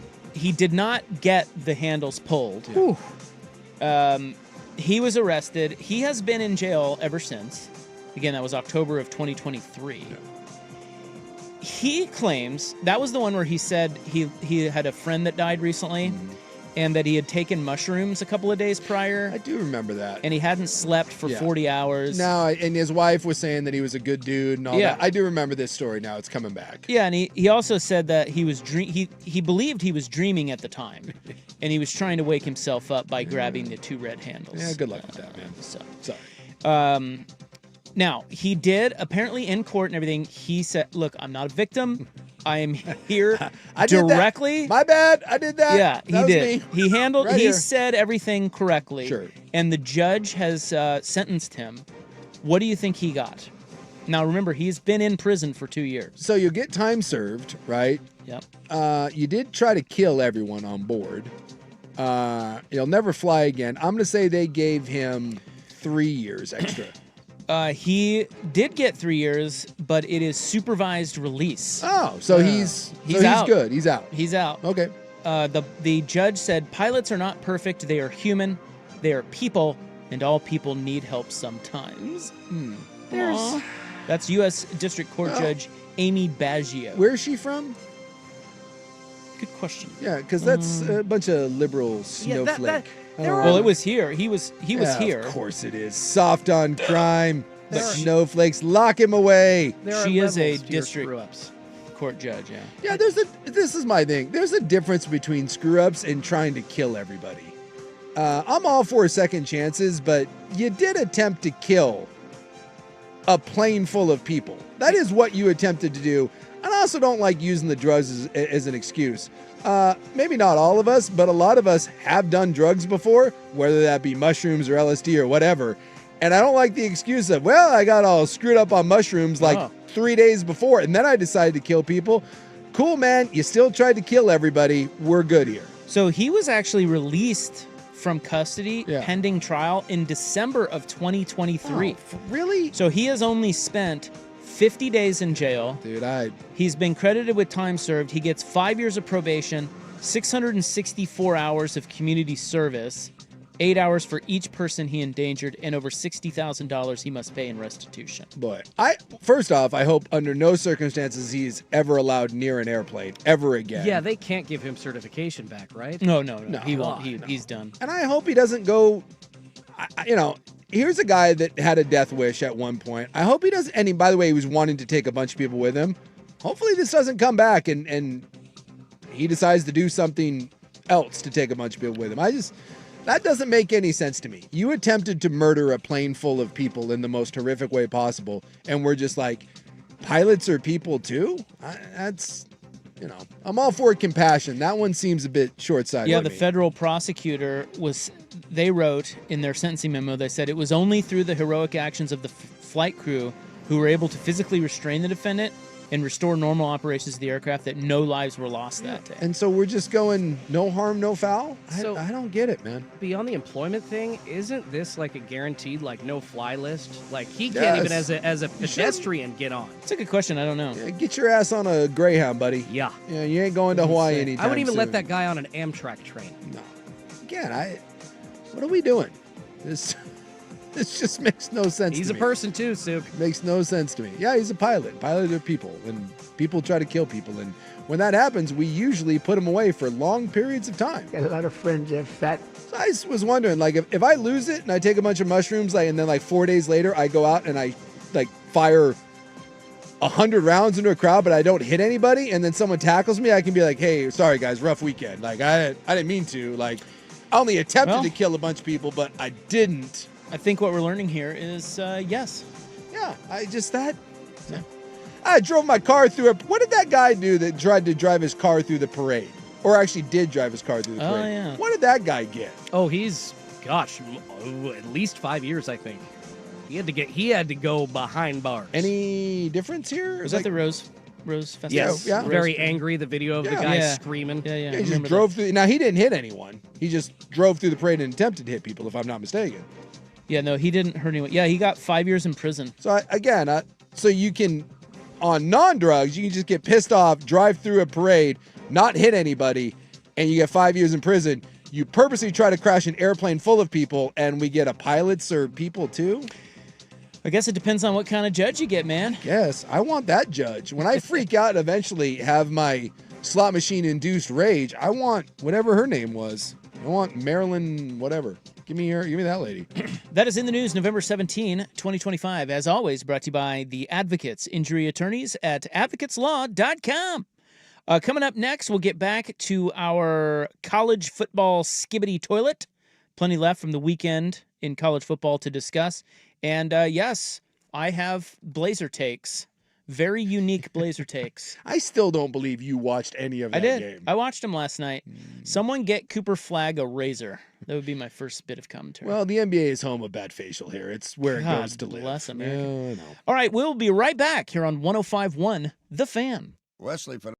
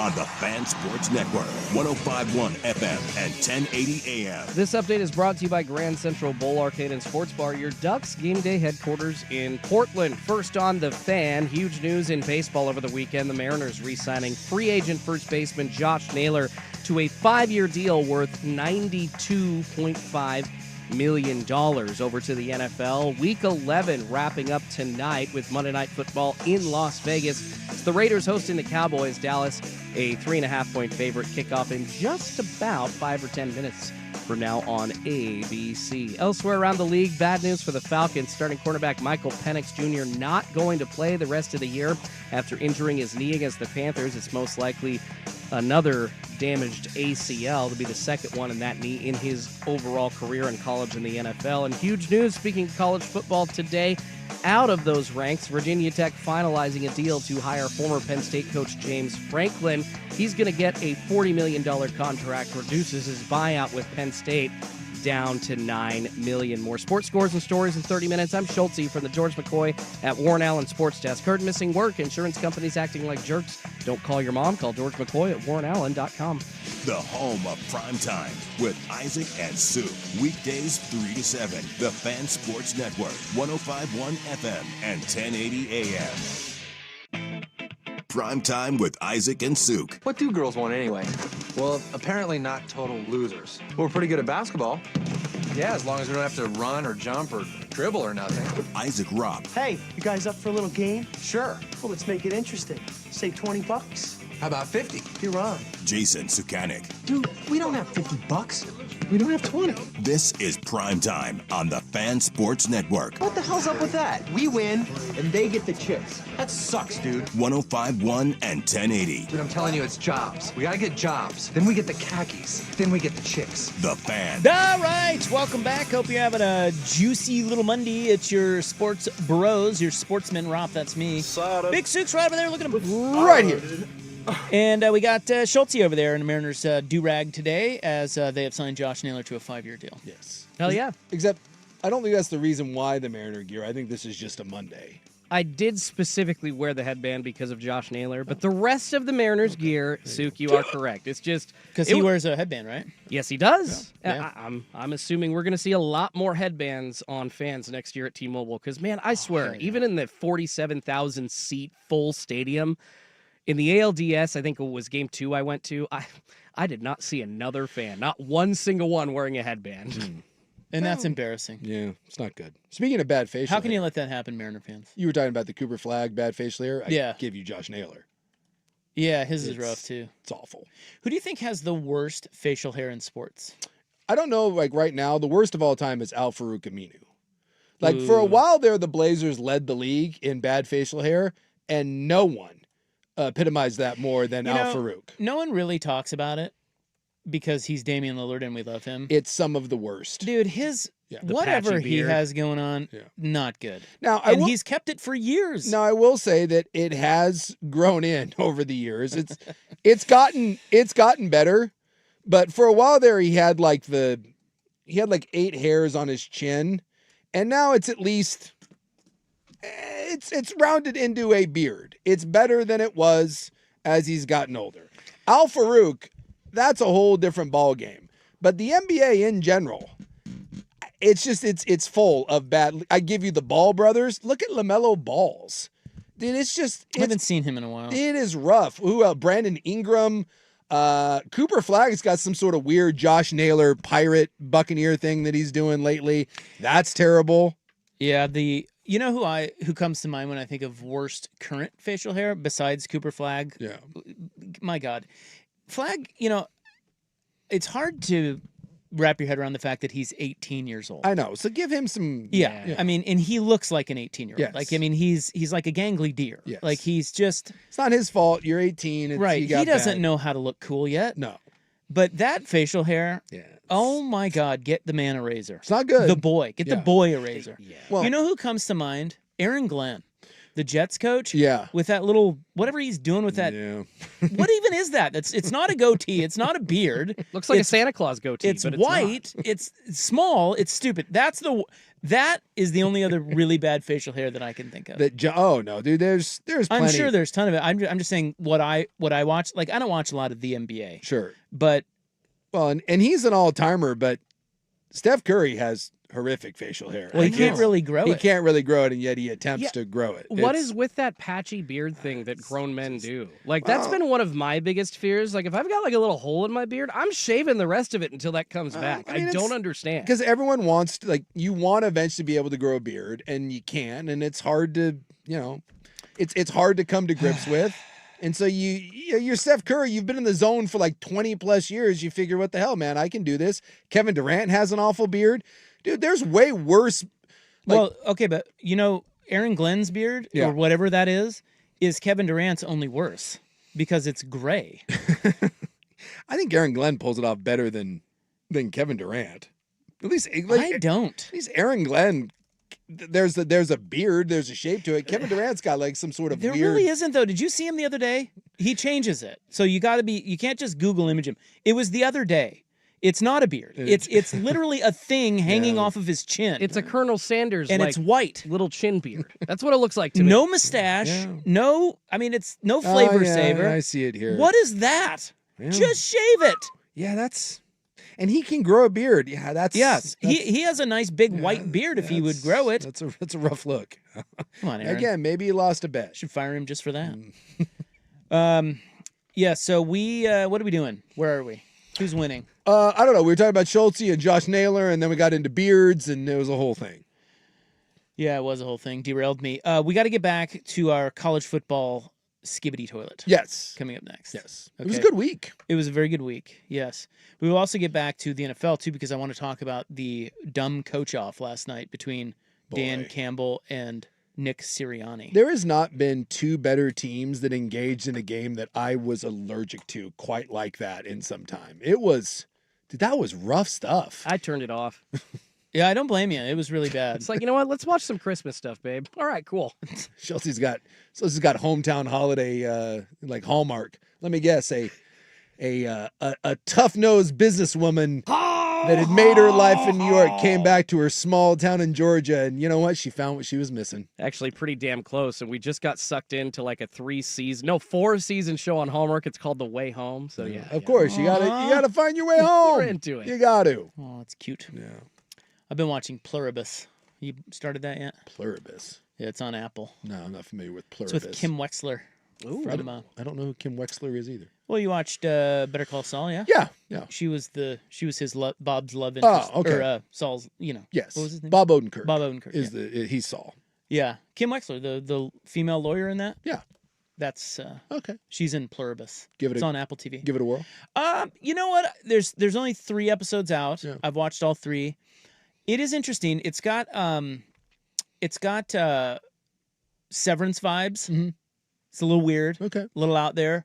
I have no idea what's happening yet. So you're early on. You can't give the recommendation, but you're intrigued. Yeah, I'm going to keep watching it for sure. All right. But no one has any idea what's going on yet. Much like it's one of those. Much like Aaron Glenn's beard. Yes. It's a lot of questions, and we don't have answers, but we keep watching. And for some those reason. shows can be rough when they don't eventually explain it. Yes. And they just drag it out. Like, that's the hard part. I usually Severance was like that. I usually give you about 3 to 4 episodes, and then after that, I'm like, you know what? You don't have me anymore. Severance kept dragging it out to the point where it was like, what is happening? What is going on? Just tell me. Hopefully this one gets to it a little faster, but it has not through understand. 3 episodes. Yeah. Anyway, it's intriguing. Yeah. All right. We will get back to college football. Bama loses. Mm-hmm. Is this guy undervalued? And we now have a scenario that Duck fans may love. Next on The Fan. Dirt and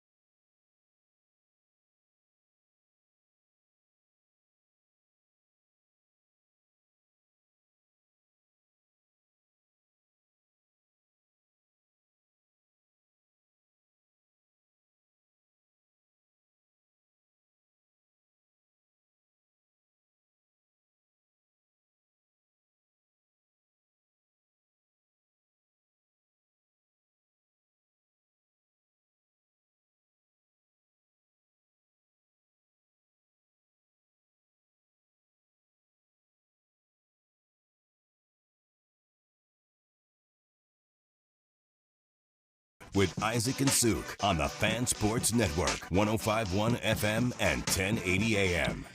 All right, let's put a bow on the college football weekend. You know, we were speaking about the South Carolina-Texas A&M game a little bit earlier. Game was drunk. It was wild.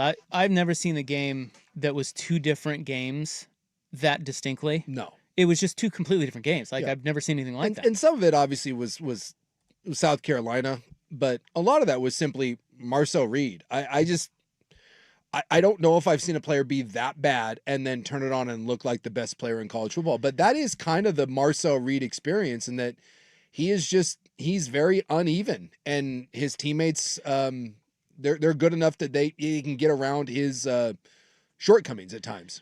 Well, they have a good defense. Yeah.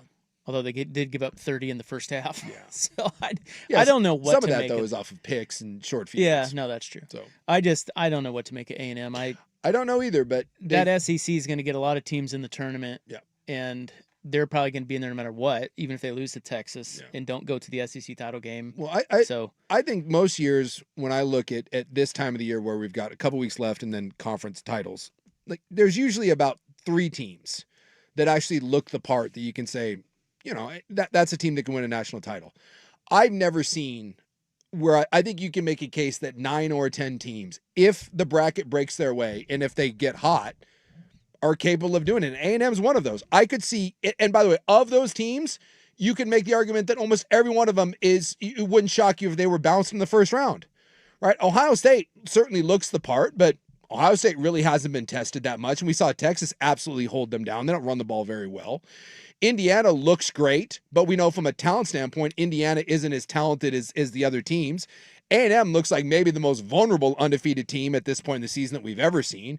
Georgia, you know, you like Georgia, and I think they're playing well at the same time, but Georgia hates their offense, and they want their offensive coordinator fired, although he did a nice job this week. Ole Miss is Ole Miss. You don't trust them. Oregon, this isn't the best Oregon team that we've seen. Texas Tech doesn't, you know, from an offensive standpoint, Texas Tech doesn't scare you at all. Oklahoma is Iowa with better uniforms. Alabama just showed you that if Ty Simpson isn't elite, that Alabama is beyond vulnerable. And yet everyone, and then Notre Dame, every one of those teams has a flaw, but every one of those teams, if they get hot and the bracket breaks their way, could win a national championship. I think this is modern college football, and I think it's great. Did you know that preseason number 1, 2, 4, and 9 have no shot at the playoff? So what? So A&M, or not A&M, but Texas. Yeah. Who else? Florida State was probably 9. No. No? LSU. Oh, LSU. And then what? Clemson, right? Clemson and Penn State. Yeah. Texas, Penn State, Clemson, LSU, number 1, 2, 4, and 9 in the preseason. No chance. Not even sniffing the playoff. No. Which is why we shouldn't have preseason rankings, but whatever. That's a discussion for another day. You're right. It is going to be fun. Yeah. There's no question about that. The one thing about the South Carolina game we have yet to discuss. Mm-hmm. And God, I know where you're going with this. Well, yeah, it's High T Trooper guy. Tuffy Tufferton. Yeah. Jesus. High T Trooper strikes again. No more free games for you goober. Dude, that is unbelievable. And if you haven't seen this, right? So 2 South Carolina players are coming down the tunnel, and State Trooper guy in his sweet little tight-fitting uniform, get yourself a large, man. It's okay. You can bump it up. He's got his cowboy hat on. He walks in between 2 players, and he doesn't just bump into him. My man throws a shoulder. When you break that down and you go slow-mo Zapruder film, he throws the left shoulder into the player. He does it on purpose, and then he turns around and gives him a what? What? You can't do that when you have a gun and the 2 players are walking onto the field, you douche. And Yeah. by the way, they booted him. Yeah, they got rid of him. They got rid of him. He was told to leave the stadium, and he has been relieved of game day duties. What is it with guys like that? I don't know, man. Jeez, man. Dude, my buddy's a state trooper, and he works security for the Seahawks. And so they have Seahawks hire state troopers. Most places do. And some like college coaches have their own state trooper. He's like, it's their specific guy. But dude, you can take your job seriously without bowing up on opposing players. I mean, that is embarrassing. You imagine if the player had turned around and had, luckily one of the players grabbed the other one and was like, yeah, dude, just keep walking. That could have been a really, really bad scene there in the tunnel. It was a little thing. Yeah. But at the same time, Imagine having to deal with that guy in real life situations. Yes. You know, like Trust me, he is a cop. That ain't the guy you want to get pulled over by. Exactly. Yeah. Yeah, I hope he loses that job too. Nah, he won't lose his job. he It's won't. hard to fire those guys. That's a But bad representation, man. My dad did that a couple of times for the Blazers when he was a Marion County police officer, and he knew it's like this is a cushy gig. That you just act like you've been there before but and that you guy- stay out of the way. That guy's too high T to see that. yeah, Bro. well, he won't lose the state trooper job. He ain't working any more games. He's done with that. Alabama lost. They doubled up Oklahoma in yards, but they turned it over 3 times, and they missed that field goal. You know, it's interesting that Special teams were a killer too. Yeah, that leap by the Oklahoma bro, perfectly legal. I didn't know that. I didn't know it either. So I guess the whole thing is and we've seen this called where if you jump over the line, you get flagged. Yes. Right? You can't do that. Yes. But the rule is that if you are stationary before you jump over the line, it actually is legal. So that dude just did the freaking jump out of a pool thing. Who was the Oregon kid? Colt Laierla. Yeah, the Colt Laierla jump, like standing still in a pool, jumping up and out and onto the side of the pool. I still thought upon review that it was a penalty because he landed on one of the players, which you can't do. But then I guess they were saying, as long as you didn't use that to propel yourself, you're still allowed to land on a guy. I can't believe that wasn't flagged. Like, because normally in that situation, when someone leaps like that, letter of the law, like that flag gets thrown. And certainly Alabama was all pissy about it. And in real time, I was like, oh, that's a penalty. But I guess technically by the letter of the law, by the thinnest of margins, he got away with it. Crazy. And it should have never come to that. Alabama picked a really bad time for Ty Simpson to look mortal, and the turnovers and again special teams play. Oklahoma is the new Iowa. They have no offense. John Mateer, I think, threw for like 103 yards. He has not been good since coming back from injury. And yet their defense is so nasty. They are the Iowa of the South. They drag you into deep waters and try to strangle you. And it's kind of fun to see another team with only one way to beat you, but finding ways to do it. And now are sitting in a nice spot. The SEC is pretty awesome. Georgia hammered Texas. Yeah. Is it possible Gunnar Stockton's underrated? He's not bad, man. He's not good either. I think he kind of is. It's like because Georgia's sitting there. So we talk about Alabama, but then they lose. Yeah. We talk about A&M, and they fall down by 27 at home. Like, who the hell is going to win the SEC?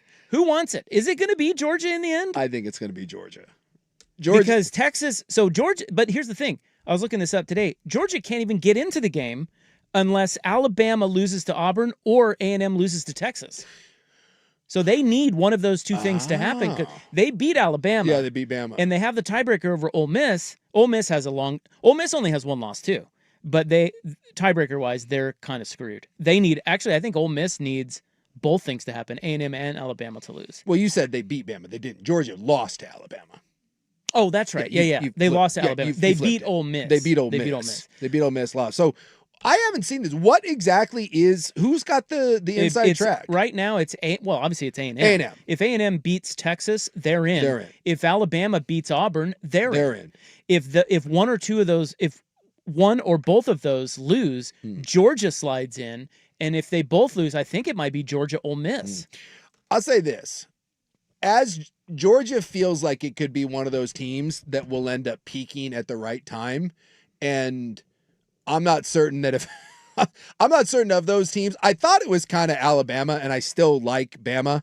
I just, if you had to say, like, let's say I'm Oregon, right? And that's my first round matchup is I'm going to get an SEC team. Ooh. And I get to pick one that I don't, right? Like I just get to eliminate them and be like, nope, I want them to win the SEC. So they're not in my side of the bracket. I might just take Georgia and say, you know what? We're just going to shove this. We're going to shove this aside. I feel like they may be the team that's peaking. And I kind of thought that was Bama, but was really disappointed. That was the worst that Bama has played as a team. And they weren't awful, and they still should have won that game. But that was the worst, I think, effort from a total standpoint since the Florida State one. They couldn't run the ball. Ty Simpson didn't look like and their defense was fine, played well enough, but they just Well, I think Venables has a little something on their offense. Like he figured him out last year, and he did it again this year. Yeah, he's the kind of the new the new John Wick for them. He's just the Baba Yaga. He scares them. But the thing about it is none of it really matters. Like if you look at Georgia, A&M, Alabama, Ole Miss, and Georgia, A&M, Alabama, Ole Miss. Is there another one I'm missing? There's 5. Who's the 5th? That should get in. Who am I missing? Oklahoma, right? Did you say Oklahoma? Are they the 5th? I think they're the 5th. They have 2 losses? They have 2. Okay. Yeah. Well, yeah. I mean, they're all going to the tournament, most likely. Yeah, because you have no matter what. A&M, Georgia, Ole Miss, Oklahoma, Bama. Yeah. More than likely, those teams are all going. Yeah, they just have to win out. Actually, A&M doesn't even have to win out. No. Alabama has to now beat Auburn. They must, or they're not going to the tournament. Yeah, and Georgia can stub their toe again too because they're 9-1. Well, but they're done with the SEC. They're done. Yeah, so they got Georgia Tech. But even if they were to lose to Georgia Tech, it wouldn't matter. I think Georgia still gets in. And then Oklahoma, I haven't seen. Who do they have? Do they have to play Oklahoma State then still? Yeah, Oklahoma has. They got Missouri left, and they got LSU. Oh, okay. Well, so they should win them both. Yeah, but I'm telling you, with Oklahoma's offense, nothing is guaranteed. They are Iowa. They are not a good offensive football team. Do you think A&M is this year's Oregon? Oh, boy. Remember Oregon was undefeated, #1 last year? Yes. Is A&M the same team? That's a really good comp because of the teams that we just mentioned, with the exception of Oklahoma, who I just don't buy. They just don't play good enough offense. And it's funny because like we sat there and we just, I kind of went through those teams that I'm like, I don't know about.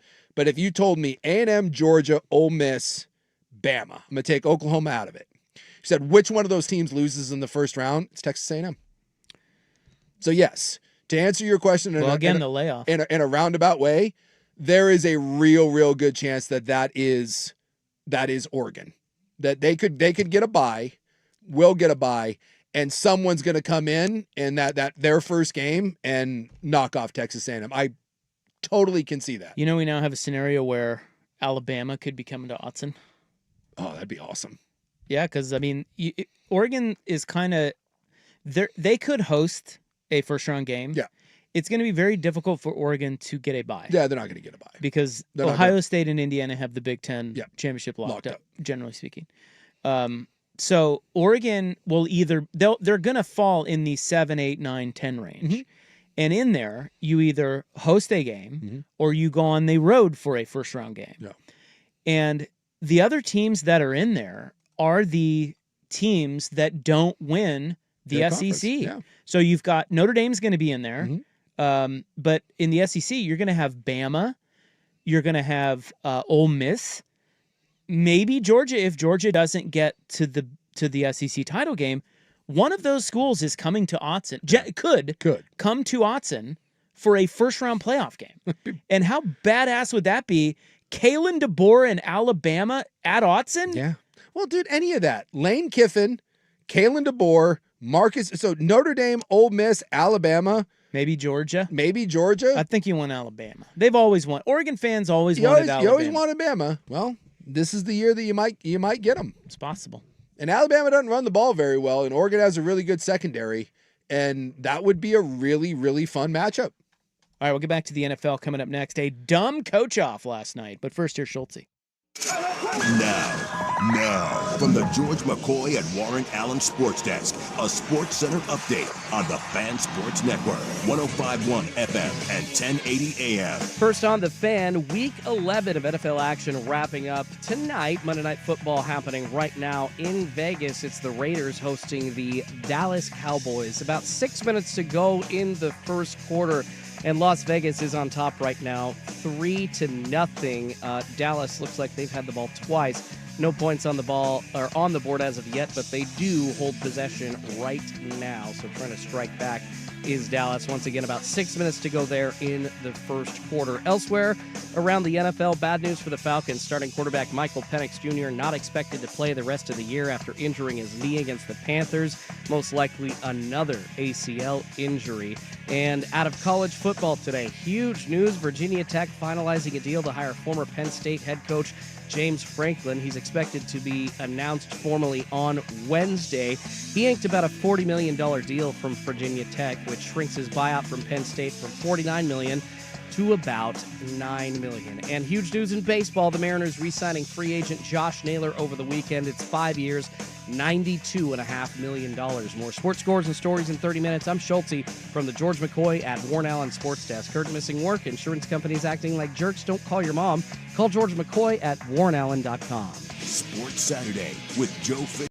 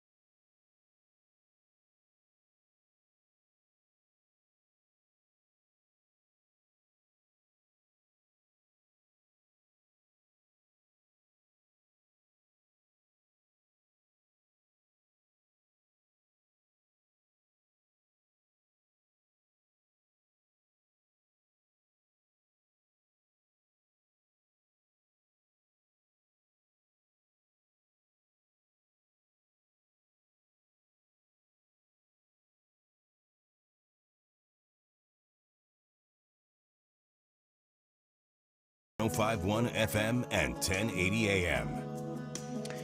So back to the NFL, we're watching Monday Night Football, and it's the Raiders and Cowboys. And boy, let me tell you, it's exciting. 3-3. Yeah. And so they're still in the first quarter. But show contributor Joe Fisher Jr. Yeah. Or is it the third? Junior. He is the third. He's the third, yeah. And then his kid's the fourth, because there's little Joe, too. Yeah, Little Dad Joe. is Joe Jr. Yeah. Apparently, little Joe can't control himself on the soccer pitch. Yeah, he's got a angry outburst sort of thing. He's throwing yellow cards, and apparently Joe's all about it. Oh, Joe, his dad is? Yeah, I guess he's Joe's he's all about it? encouraging. Oh, he it. loves it. Oh, Yeah, he Jesus. loves it. Okay. Yeah. Well, anyway, he was just leaving after a hard day's work over in sales. And he told me that George Pickens and CeeDee Lamb did not play in the first series of this game. Yeah. For violating team rules. Yes, we've seen a lot of this lately. They were benched. Yeah. Yeah, Abdul Carter actually for the Giants over the weekend. Abdul Carter Same got damn benched. thing. Keon Coleman at the Bills. He just got scratched. He didn't play at all. Carter was a series. This was a series. Now they are in Vegas. Is that really a punishment? A series? I mean, I guess it sends a message. You're trying to send a message, but you don't want to send a message of you're the only two real offensive players we have, so sit down. Now, when does an NFL team get to a city for a game? The day before. So they got here yesterday? Yes. And you sleep in the hotel, wherever the team hotel is. So in Vegas, now we never played in Vegas. Obviously, there wasn't a team. But you're not going to be on the Strip. They're going to put you in a hotel that's a little more, a kind of away from things. In most places, it's a nicer hotel like the Ritz or something. So, and they have, teams have deals, whether it's with Marriott or the Ritz-Carlton or whatever. And there's curfew and all that. Like they do come around and check your room, and they try to make sure that people are on the rails. And apparently Pickens and CeeDee Lamb were not. What they did. Oh, team rules can everything. My guess is either not making curfew or someone in the room after curfew is kind of a pretty standard one, I do know. Yeah, that's usually. I violate team rules all the time. Yeah. Happens quite a bit. I mean, Abdul Carter claims that, so he slept through a walkthrough and he claims that he was doing rehab, which not sure how that works. You don't get suspended for that, but there's a maturity thing with a lot of those guys. So we watched the Eagles and Lions last night. Dude, boy, that was a rough watch. Yeah. Oddly fascinating, though. Yeah, this is just, if you tune into a Philadelphia game, just be prepared that this is what you get. Also, can we point out that freaking Howie Roseman did it again? Jalen Phillips comes over from the Dolphins, and until he blows out another knee, dude, that guy just seamlessly fits and now is just wrecking people. And the Philadelphia defense is back to doing what the Philly defense does, which is just completely button up good offenses. Yeah, they're super nasty. Yes. But boy, does their offense suck. Yeah, it's not good. It's worse than you think. Yeah, Like it is. if I woke you up from a coma and you watched the Eagles win the Super Bowl, I don't think I could describe, and you haven't watched them this year, I don't think I could properly describe to you how bad their offense is. I think since Jalen Hurts has become their starter, which, by the way, has led to 2 Super Bowl appearances and a Super Bowl victory, and Jalen Hurts, by the way, in those 2 Super Bowls looked like Superman. I believe it is the 24th best passing offense in the NFL. And all their receivers hate each other. Yeah. They hate the coach. They don't want to be there, and yet all they do is win. It's wild. It is alarming because AJ Brown is awful. Yes. And I don't understand why they don't just, I mean, I guess you can't. You but, can't. Dude, that guy needs they got to bench him or something. They got to send a message to him. That whole situation, you can see it in his play. Yes. And so you can't as the head coach allow that. You just can't. But you can't because at times he is the only offense you have. But he sucks kinda. Well, he sucks because no one can get him the ball. But last night he had 7 catches. Like he is at times. I want to be double check this. Yes. So he had 7 catches for 49 yards, which by the way is it's 49 yards, but they only threw for 135. The next best player had 2 catches. No, I get it. Remember but that they have Smith. Saquon, how many did Saquon run for? Not many. I mean, he's just Saquon 70, 80? Yeah, let me pull it up. Sorry, I was he ran a little bit, but yeah, he ran 26 for 83. So long of 14. They should just be. I don't understand why they suck so bad. Well, and now clearly none of them are on the same page. And now Lane Johnson is out for a significant period of time. 2 offensive linemen are out. Yes. I'm trying to think of the game earlier where they came back. Was it they were down big and they came back and they won the game. Was that against the Rams that they did that? They were getting their asses kicked. Yes. And then in the second half, they were like, we can't do anything. And they literally told AJ Brown, we are going to throw you the ball on every play and just go be better than everyone on the Rams. And he was. So I understand that we all want to have this dude, just F that guy, get him out of town. But you can't because their offense is so anemic that at times the only thing you have is bully ball with A.J. Brown on the outside. Well, some of it, Hurts can't hit me if I'm 5 feet from him. He's a wild case study to me. Yeah. because he's really good if he runs, but he doesn't really run because they want to keep him upright. You know? Yep. He's wildly inaccurate. He doesn't turn it over, though. And he comes through in huge moments. Yeah, In like- like the biggest games. Dude, I don't understand. I don't understand the Eagles. I also don't understand how their head coach, because for a lot of that game, I was sitting here going, I was sitting there thinking, they're managing this game really well. They know that their defense has a lock on Detroit's offense. Just be conservative, punt, and they were trying to hit some big plays offensively. Just Hurts can't hit anything. No. And I was kind of in my head going, Sirianni, maybe he's figuring this out. I feel like he's managing this game really well. This is a game that they're going to hold on. It never felt like Detroit had a chance. No. Until Nick Sirianni somehow decides to do 2 tush pushes in a row on his own 30, up 10 in the final 4 minutes. What are we doing? They don't get either of them. Yeah. You effing moron. So now Lions are instantly in field goal range, which means it is instantly down to a 1-score game. If you had just punted, they're not going to beat you. What is he doing? But you could say the same thing about Dan Campbell. Oh my God, these coaches. I should have broken out my Iowa punt sweatshirt. This was the third quarter. So it was 16-13 13-6 going into the second half. Downs, punt, downs, punt, downs, punt, field goal, punt, downs, field goal, end of game. That was the second half of that game. Can I just say, of all of those drives, there was one in there that, it was a dumb coach off. Yeah. It was. Yeah. It was Dan Campbell trying to be dumber than Nick Sirianni. And then Nick Sirianni's like, hold on, dude, I'm dumber than you. Watch this. Because I think it was the series before. I think it was the series right before Sirianni went for it.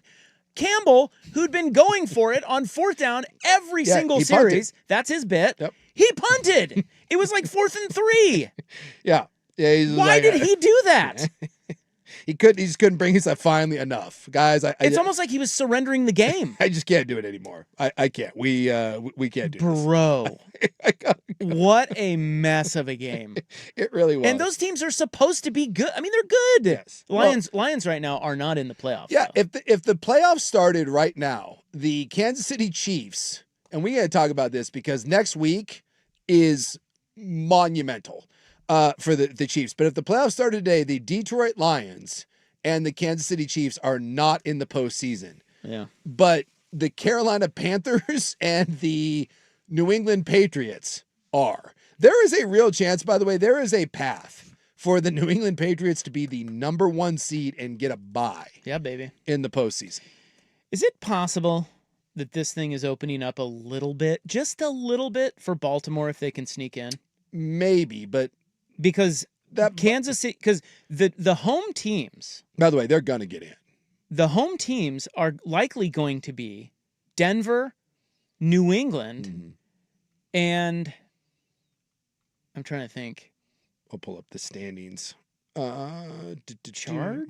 No. It'd be who's the other in the AFC? So Houston, New England, Indianapolis. And Indy. the Broncos. Sorry, Indy. Well, that's what I'm. Yeah. Okay, so the home teams are likely to be Denver, Indy, and New England. Yes. Kansas City may get in. Their schedule looks. I mean, they'll get in, but they don't look right. Nope. They're going on the road. Buffalo has no receivers for Josh Allen and no run defense. And really no path unless New England just craps the bed. New England's going on Buffalo's going on the road. New England's going to win that division. So then you sit there and you look at the Ravens, and they don't look good either. I mean, they did not look good at Cleveland, but they've won 4 in a row now. They started 1-5. Now they're 5-5. This thing might be opening up for them with Kansas City and Buffalo kind of, I don't know, just they're not quite where we thought they would be. Yep. Baltimore can go on the road and win at Denver. They can go on the road and win at New England. Yes.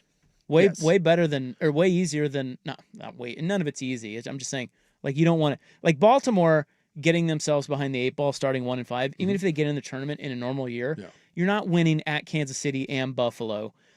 This is a little bit different. Yes. And their defense has it figured out that Kyle Hamilton's playing as good as anybody not named Myles Garrett. And, the offense against the Browns was very wonky, and they really needed Shedeur Sanders to do Shedeur Sanders things. in order to win that game. But Baltimore will win that division. The Steelers go away. Baltimore will win that division. And you're in the playoffs this year. We talked about how college football is more open than it's ever been. Dude, I give you the NFL. I don't know. I have no idea right now if I were to tell you. Outside, I think the Rams are the best team in the NFL. Outside of that, and by the way, they damn near lost and intercepted Sam Darnold 4 times. It's just a really, really weird season in the NFL that I can't remember something like this. And I mentioned the Kansas City Chiefs losing to the Broncos. Now they're 5-5, and they got Indy next week. If they do not beat the Indianapolis Colts and they go to 5-6, there is a real likely scenario where they have to win out in order to make the postseason. And I'm not saying it's a murderer's row, but there is probably not a lot of wiggle room. If you lose another game, there is a better than good chance that they do not make it if they lose to Indy, and that would be Dallas, the Texans, the Chargers, the Titans, the Broncos, and the Raiders. Again, not a murderer's row, but the Chargers and the Broncos being on there could be terrifying, knowing that if you lose one of those games, you are out. This game against Indy coming up, it is everything for the Chiefs. So I'll give you Eagles, Chiefs, Bills, and Ravens. Yeah. I'll give you all 4 of those teams, but then I'll give you the field. Oh, God. Which do you want? Super Bowl. Boy, if you would have asked me at the beginning of the season, I would have laughed and taken the 4 teams that you just gave me. But I mean, Eagles, Chiefs, Bills, Ravens were the top 4 teams coming into the season. I think I will give you all 4 of them right now, or the field. Which do you take? God, that's really good. That's really. I think I would still take the 4, because even though they all have flaws, there's something about battle-tested teams in the postseason. Like, I'll believe it. I'll believe the Patriots. I'll believe the Colts. I'll believe the Broncos when I see it. And there's just something about Lamar and Josh and Patrick that I don't know. I think I would still lean to taking those 4. Although I really like the Rams. It's a tough one. That's a really, really good. But yeah, you think about outside of them, you're like, who do you really trust? The Rams. Rams. That's about, maybe the Patriots? No. Maybe? No. You don't trust Denver. No. You don't trust I don't trust the Chargers. Indy. I don't trust the Chargers. You don't trust the Steelers. You don't trust the Indy. You don't trust, I'm trying to think of NFC. You don't trust Chicago. Tampa. You don't trust Green Bay. You don't trust Detroit. It's the Rams. Honestly, Seattle, you don't trust. No, the only team in there that, and I do think if you gave me one team, I'm sticking with my Rams, but I get 4, and the only other team that I would want in there is the Rams. I'm taking the 4 that you gave me. The Bears, with their 5th fourth quarter comeback win. First place. For the season. Did you know that? Yeah. They have 5. They are 7-3 with a negative point differential. Yes. Had no business beating the Commanders. Found a way to come back against Cincinnati, the Giants, and then damn near choked it away to freaking 9. You know the record? J.J. McCarthy. The NFL record for fourth quarter comeback wins is in reach for your Chicago Bears this year. Is it really? Yeah, so they already have 5. The record is 8 with the Lions with Stafford in 2016 and Vikings with Cousins in 2022. Well, we mentioned that it's up for grabs. They're like the Commanders of last year. The Bears are pretenders. The Bears are not.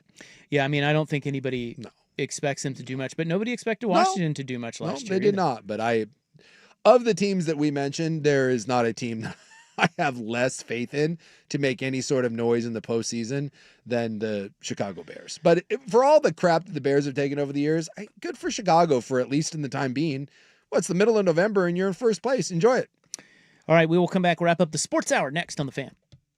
It's time for a Ducks Report, the inside story on Ducks athletics.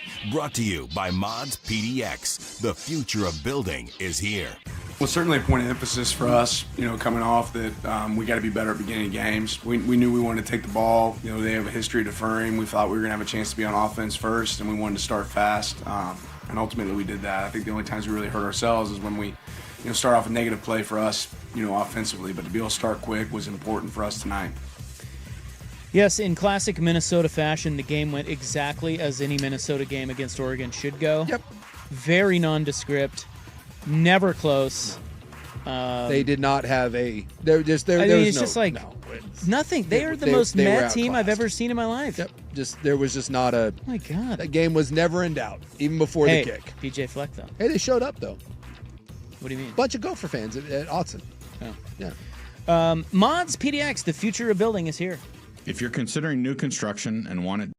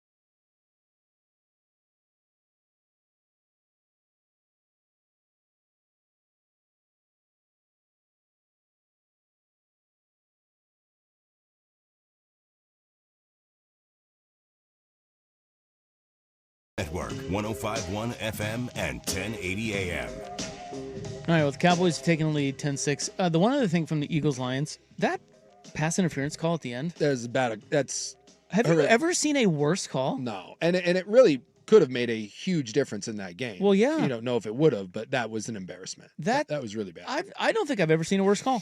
That wasn't even close. No, we had the playoff one, the non-call. Remember that was the Saints. It was the Saints and the Rams. Yeah. But yeah, that's as bad a call. Even Collinsworth was flabbergasted. Yeah, that's an embarrassment. That's really really bad. And and when you hate to see that because bad calls happen. But in a moment like that where it could have decided a game or at least an opportunity to decide a game, that's the one that the NFL should. They just have to be better. Yeah, it was rough. Yeah. Well, you're lucky. Why is that? Because I'm not going to hit you with my Blazer takes until tomorrow. We have to go. I watched the Zers last night. I still don't know if I fully believe you on this. No, I did. I watched them. I got to tell you. Talk to me. Well, we'll get to it tomorrow. But I have an observation about the Blazers that I wonder if anybody has brought up yet. And I'm guessing they haven't. It's going to be like one of your hot hockey takes. You're like, I got an idea how Portland can be better. I mean, no, I have no idea how they can be better. I don't think they have good enough players. Okay. Okay. But, and also if you want to understand why the NBA is an absolute crap watch, all you have to do is watch the 15-second possession the Blazers had at the end of that game with the game tied. That's it. That is all I need to submit to the court It's a damning piece of evidence, by the way. to explain why the NBA is an absolute trash league. It sucks. That said, we have a team here, so I keep my eyes on them when I can. I don't go out of my way, but when they're on and I see that they're on, I'm like, Blazers, let's watch. Oh, and Cooper Flagg with his bad facial hair. Yeah. I will say, and this will be a tease for tomorrow. Okay. I saw something. The Blazers are doing something that I have never seen before, and I would like to bring it up to you and the listeners tomorrow. Well, I'll tell you what, it's a hell of a tease. Well, that's why they call me a radio professional. Yeah. By the way, first time under 500 all year. Yeah, shocker. 6 and 7. How could anybody see that coming? Still the 9 seed though. That tasty play. And I think I saw Dundon. Was he back there? Was he behind the bench there? Were you watching it? I didn't see. Because he lives in Dallas. I didn't see if he was there or not. I think he was there. That would make sense. Behind the. Yeah. All right. We have an abbreviated club, so we better get to it. Did you know that? Get going. Well, we got Oregon basketball to get to, man. Yeah. Not just Oregon basketball, Civil War basketball. Yeah. And it's heated. I have. People have been telling me, people are saying, a lot of people. They're having to hold the teams back in pregame warmups. Do that tunnel thing. Stay back. It's so vicious. Yeah. We have the latest TikTok trend next on The Fan.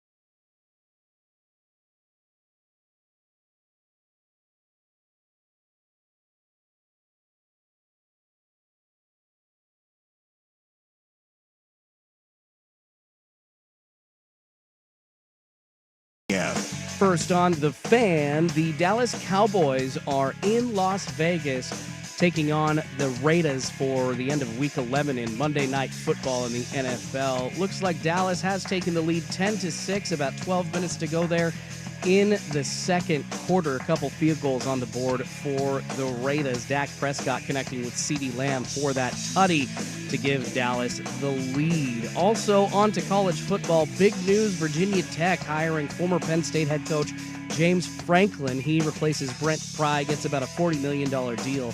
That shrinks Penn State's check to Franklin down to about $9 million.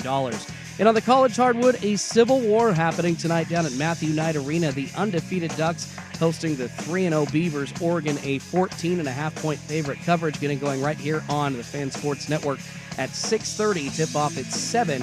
You can watch it on FS1. More sports scores and stories in 30 minutes. I'm Schultze from the George McCoy at Warren Allen Sports Desk. Hurt and missing work? Insurance companies acting like jerks? Don't call your mom. Call George McCoy at warrenallen.com. The home of the firm of Harris and Meringue. Weekdays 10 to 1. The Fan Sports Network.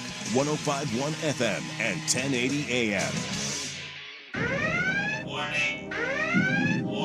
The following program may not be suitable for children. Hold on to your butts.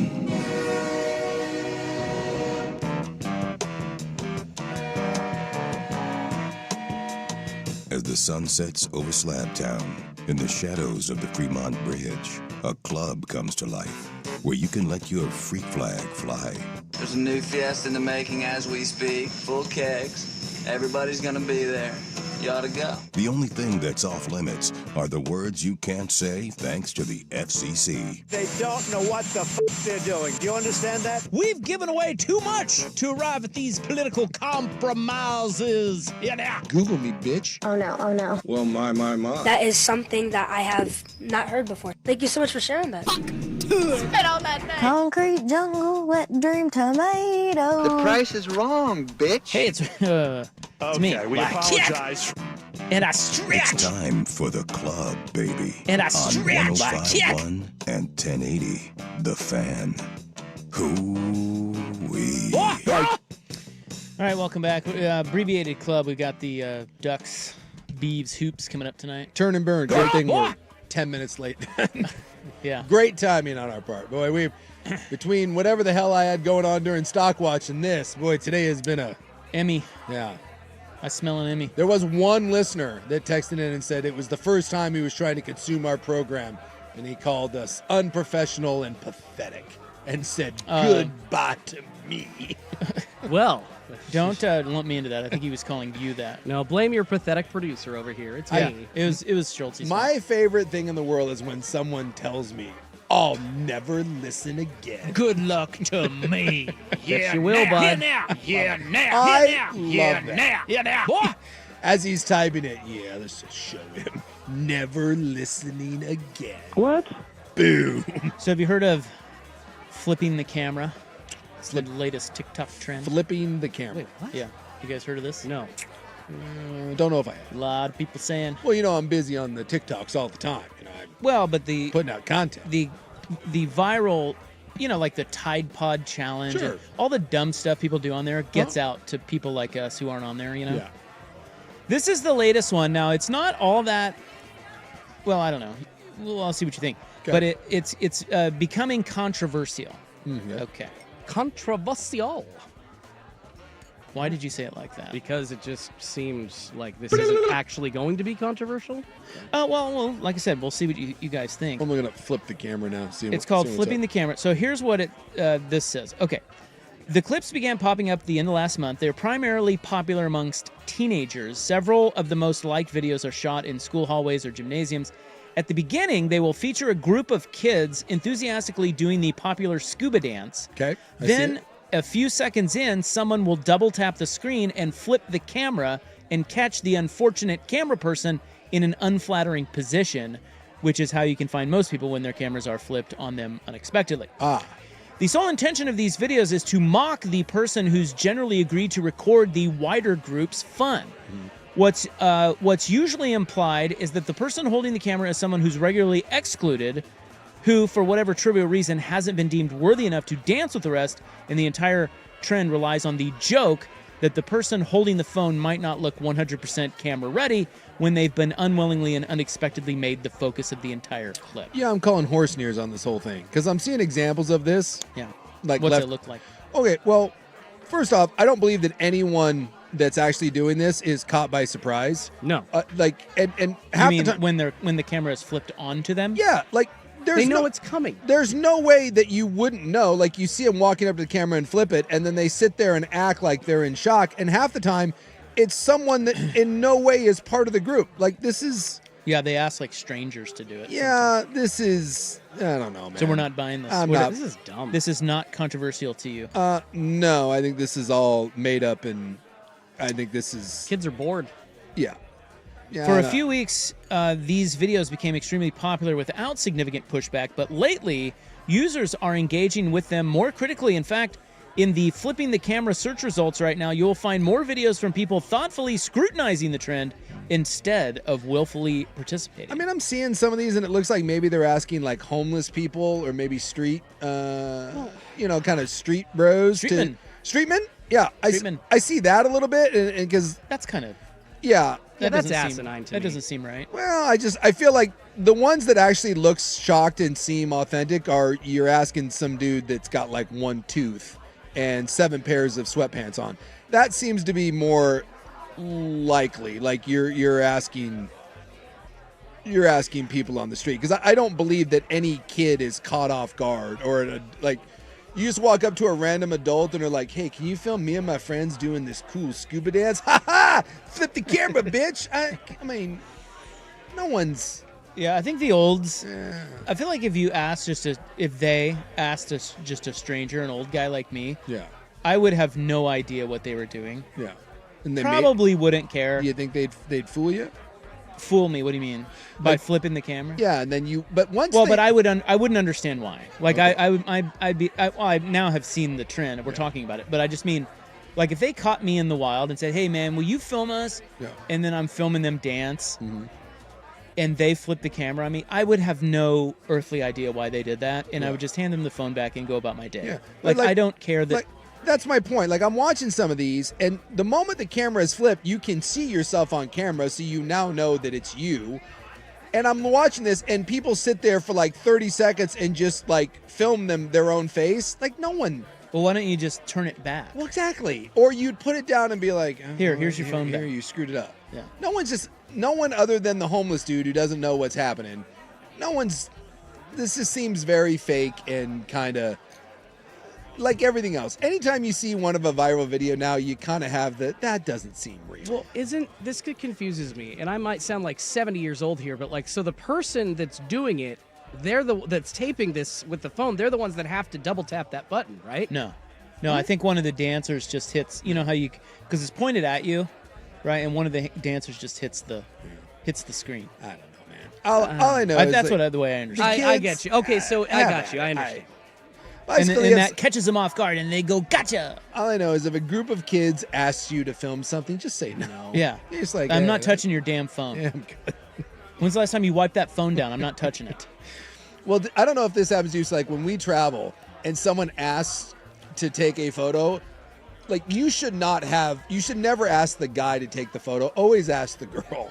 Like, even if someone asks me, the BTJ will step in and be like, just let me take it. Oh, I'll just hand it to the wife. Like, here, she'll do it. Yeah, I don't Isn't it amazing how bad some of the photos are when you ask some other people to do it? Yeah. Like, do you not have any eye whatsoever? Like, and that's my thing. Frame us a little bit. I may not be the greatest photographer in the world, but I'll get you a decent shot. But yes, it is amazing when you take it back and you're like, what? What? Yeah, this is what you shot? My wife and I it was like 2 or 3 weeks ago, we asked somebody I think at like a Halloween or Christmas event, I can't remember which it was, but they took it from like under our chins. Like they pointed it up at us. It's like, dude, I already look chubby. You got to get it from above. How do you think that like getting down on a knee and taking this picture from a downward angle looking up at me is a good angle? Makes no sense. Doesn't everyone know that? They should. You should. And then, do you tap, like, so if you have to take a picture of somebody, how many do you take before? Oh, that's the other one. I usually take on average like 3. 3. When 3. When we were in Portugal, the BTJ wanted a bunch of photos, and we handed it to someone. Dude, we came back. How many did they take? Like 20. Yeah. They do like the rapid fire. They hit the shutter. Boy, it is.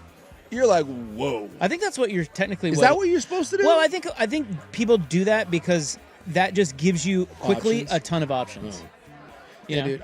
My thing is, dude, give me two, and if one of them isn't great, then that's hey, Right. it didn't work out. Someone texts our show. They you can text us here. Yes, you can. They said, "Let's back up. Rob, would you accept the offer to record a trend dance move?" No.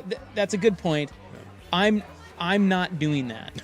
But they might catch me saying, "Hey, will you take a photo of us?" Yeah, or I'll take a whatever. photo. Yeah, sure, I'll take a photo because people often need that. I would take a photo, but if I knew that someone was about to break down a Harlem Shake, I think I would probably politely decline. Go ask Big Sook. See that guy with the beard over there? Go ask him. He loves that. The problem is that no one asks. Like, this is not the face of someone that you ask, for the most part, to take photos. No, for anything. Yeah, I don't. You ask the guy in the headband. Yeah, I don't get a lot of. Well, do you? Or do you come across as the friendly traveling type that's like that's? Oh, I don't know. I think it's all proximity. Yeah. It's like, hey, you're looking around. You're like, hey, will you take a photo? That guy. You know, my wife and I have the nice faces. We always get asked or always get talked to. The only thing I ever get asked to do is a spot in the gym. Other than that, no one asks me to do crap. The other funny one is, like, you will ask. I've done this because I'm an old. Yeah. I'll go, hey, would you like me to help, like, take a picture of you? Yeah. And they're like, no, we want a selfie.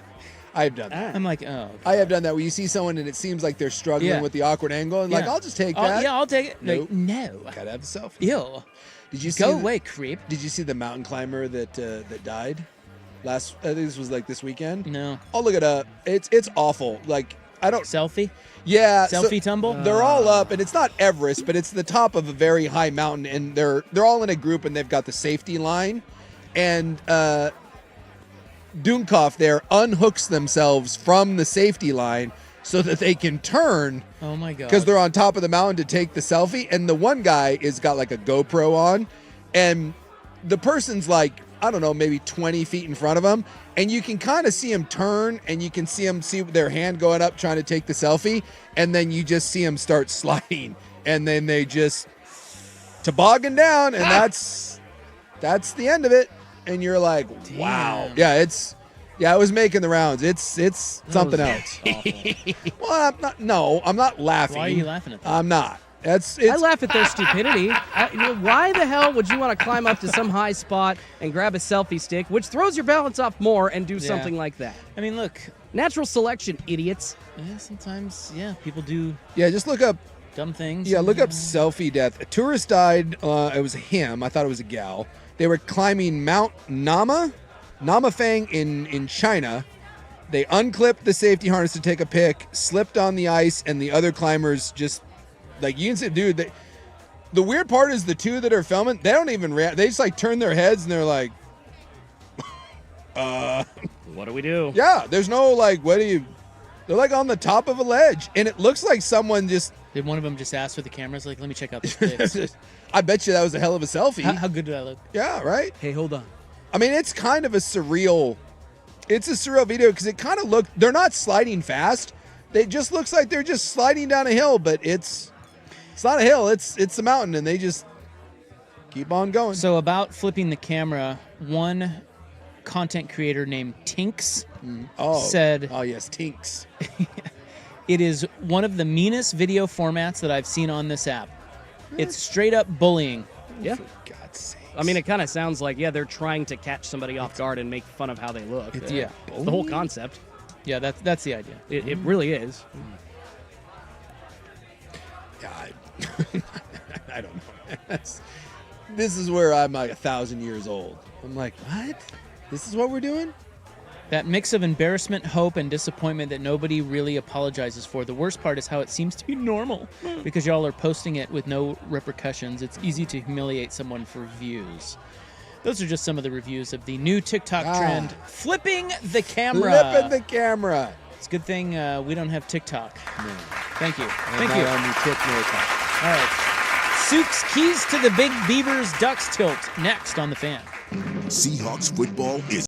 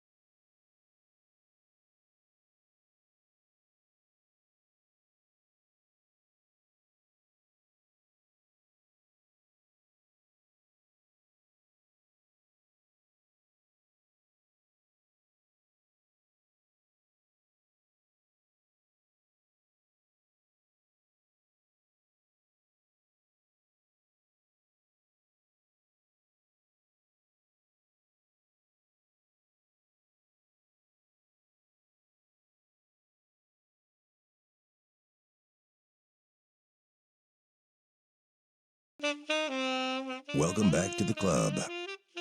Isaac and Big Sook have you from here. Well, we really don't, because the Ducks and Beavers have you from here. Well, and you're in good hands at that point. I think that's right. The Platypus have you. Yeah, Civil War basketball is coming up next. This vicious cockfight. Yeah, a lot of people are saying there were pregame fights between the teams. They were so fired up for this game. There's so much heat. Can't wait. What are we, like 5 games into the season? I don't even know that we're 5 games into the season, fella. Maybe 3 or 4. Meanwhile, Geno Smith channeling his inner Sam Darnold, throwing it to the other team. 17-6. And he just turned it over, so now the Cowboys can punch it in again. They'd be up 24-6 on the crappy-ass Raiders. You got options tonight. You got the second half of this game. Yeah, you really don't. You really don't. Although something tells me it's the NFL. The Raiders and Cowboys will come down to a field goal. Come down to the wire. Somehow, some way, although it is the Raiders offense, so I doubt it. How long Pete Carroll lasts in Vegas at this point, man? Ooh. Yeah, it's pretty rough. Did you see Tom Brady up in the box hanging with Jim Gray, his buddy Jim Gray? Oh, yeah, they used to do those weird, like, Monday night interviews. Well, I don't know if they were weird, but they were weird. They were weird. He used to do a halftime interview on Monday Night Football with Jim Gray. They're buddies. So Jim Gray is up there in his suite in Vegas watching this game, watching them lose tonight. They're partying. What if he's talking about how crappy they are? And by the way, I don't know if you've seen Tom Brady lately. Is he going the Wayne Gretzky road? Bro, it's happening, right? Right before our very eyes. Happens to the best of them, dude. All right, Ducks, Beavers coming up next. We are back tomorrow, 3-7. Good night.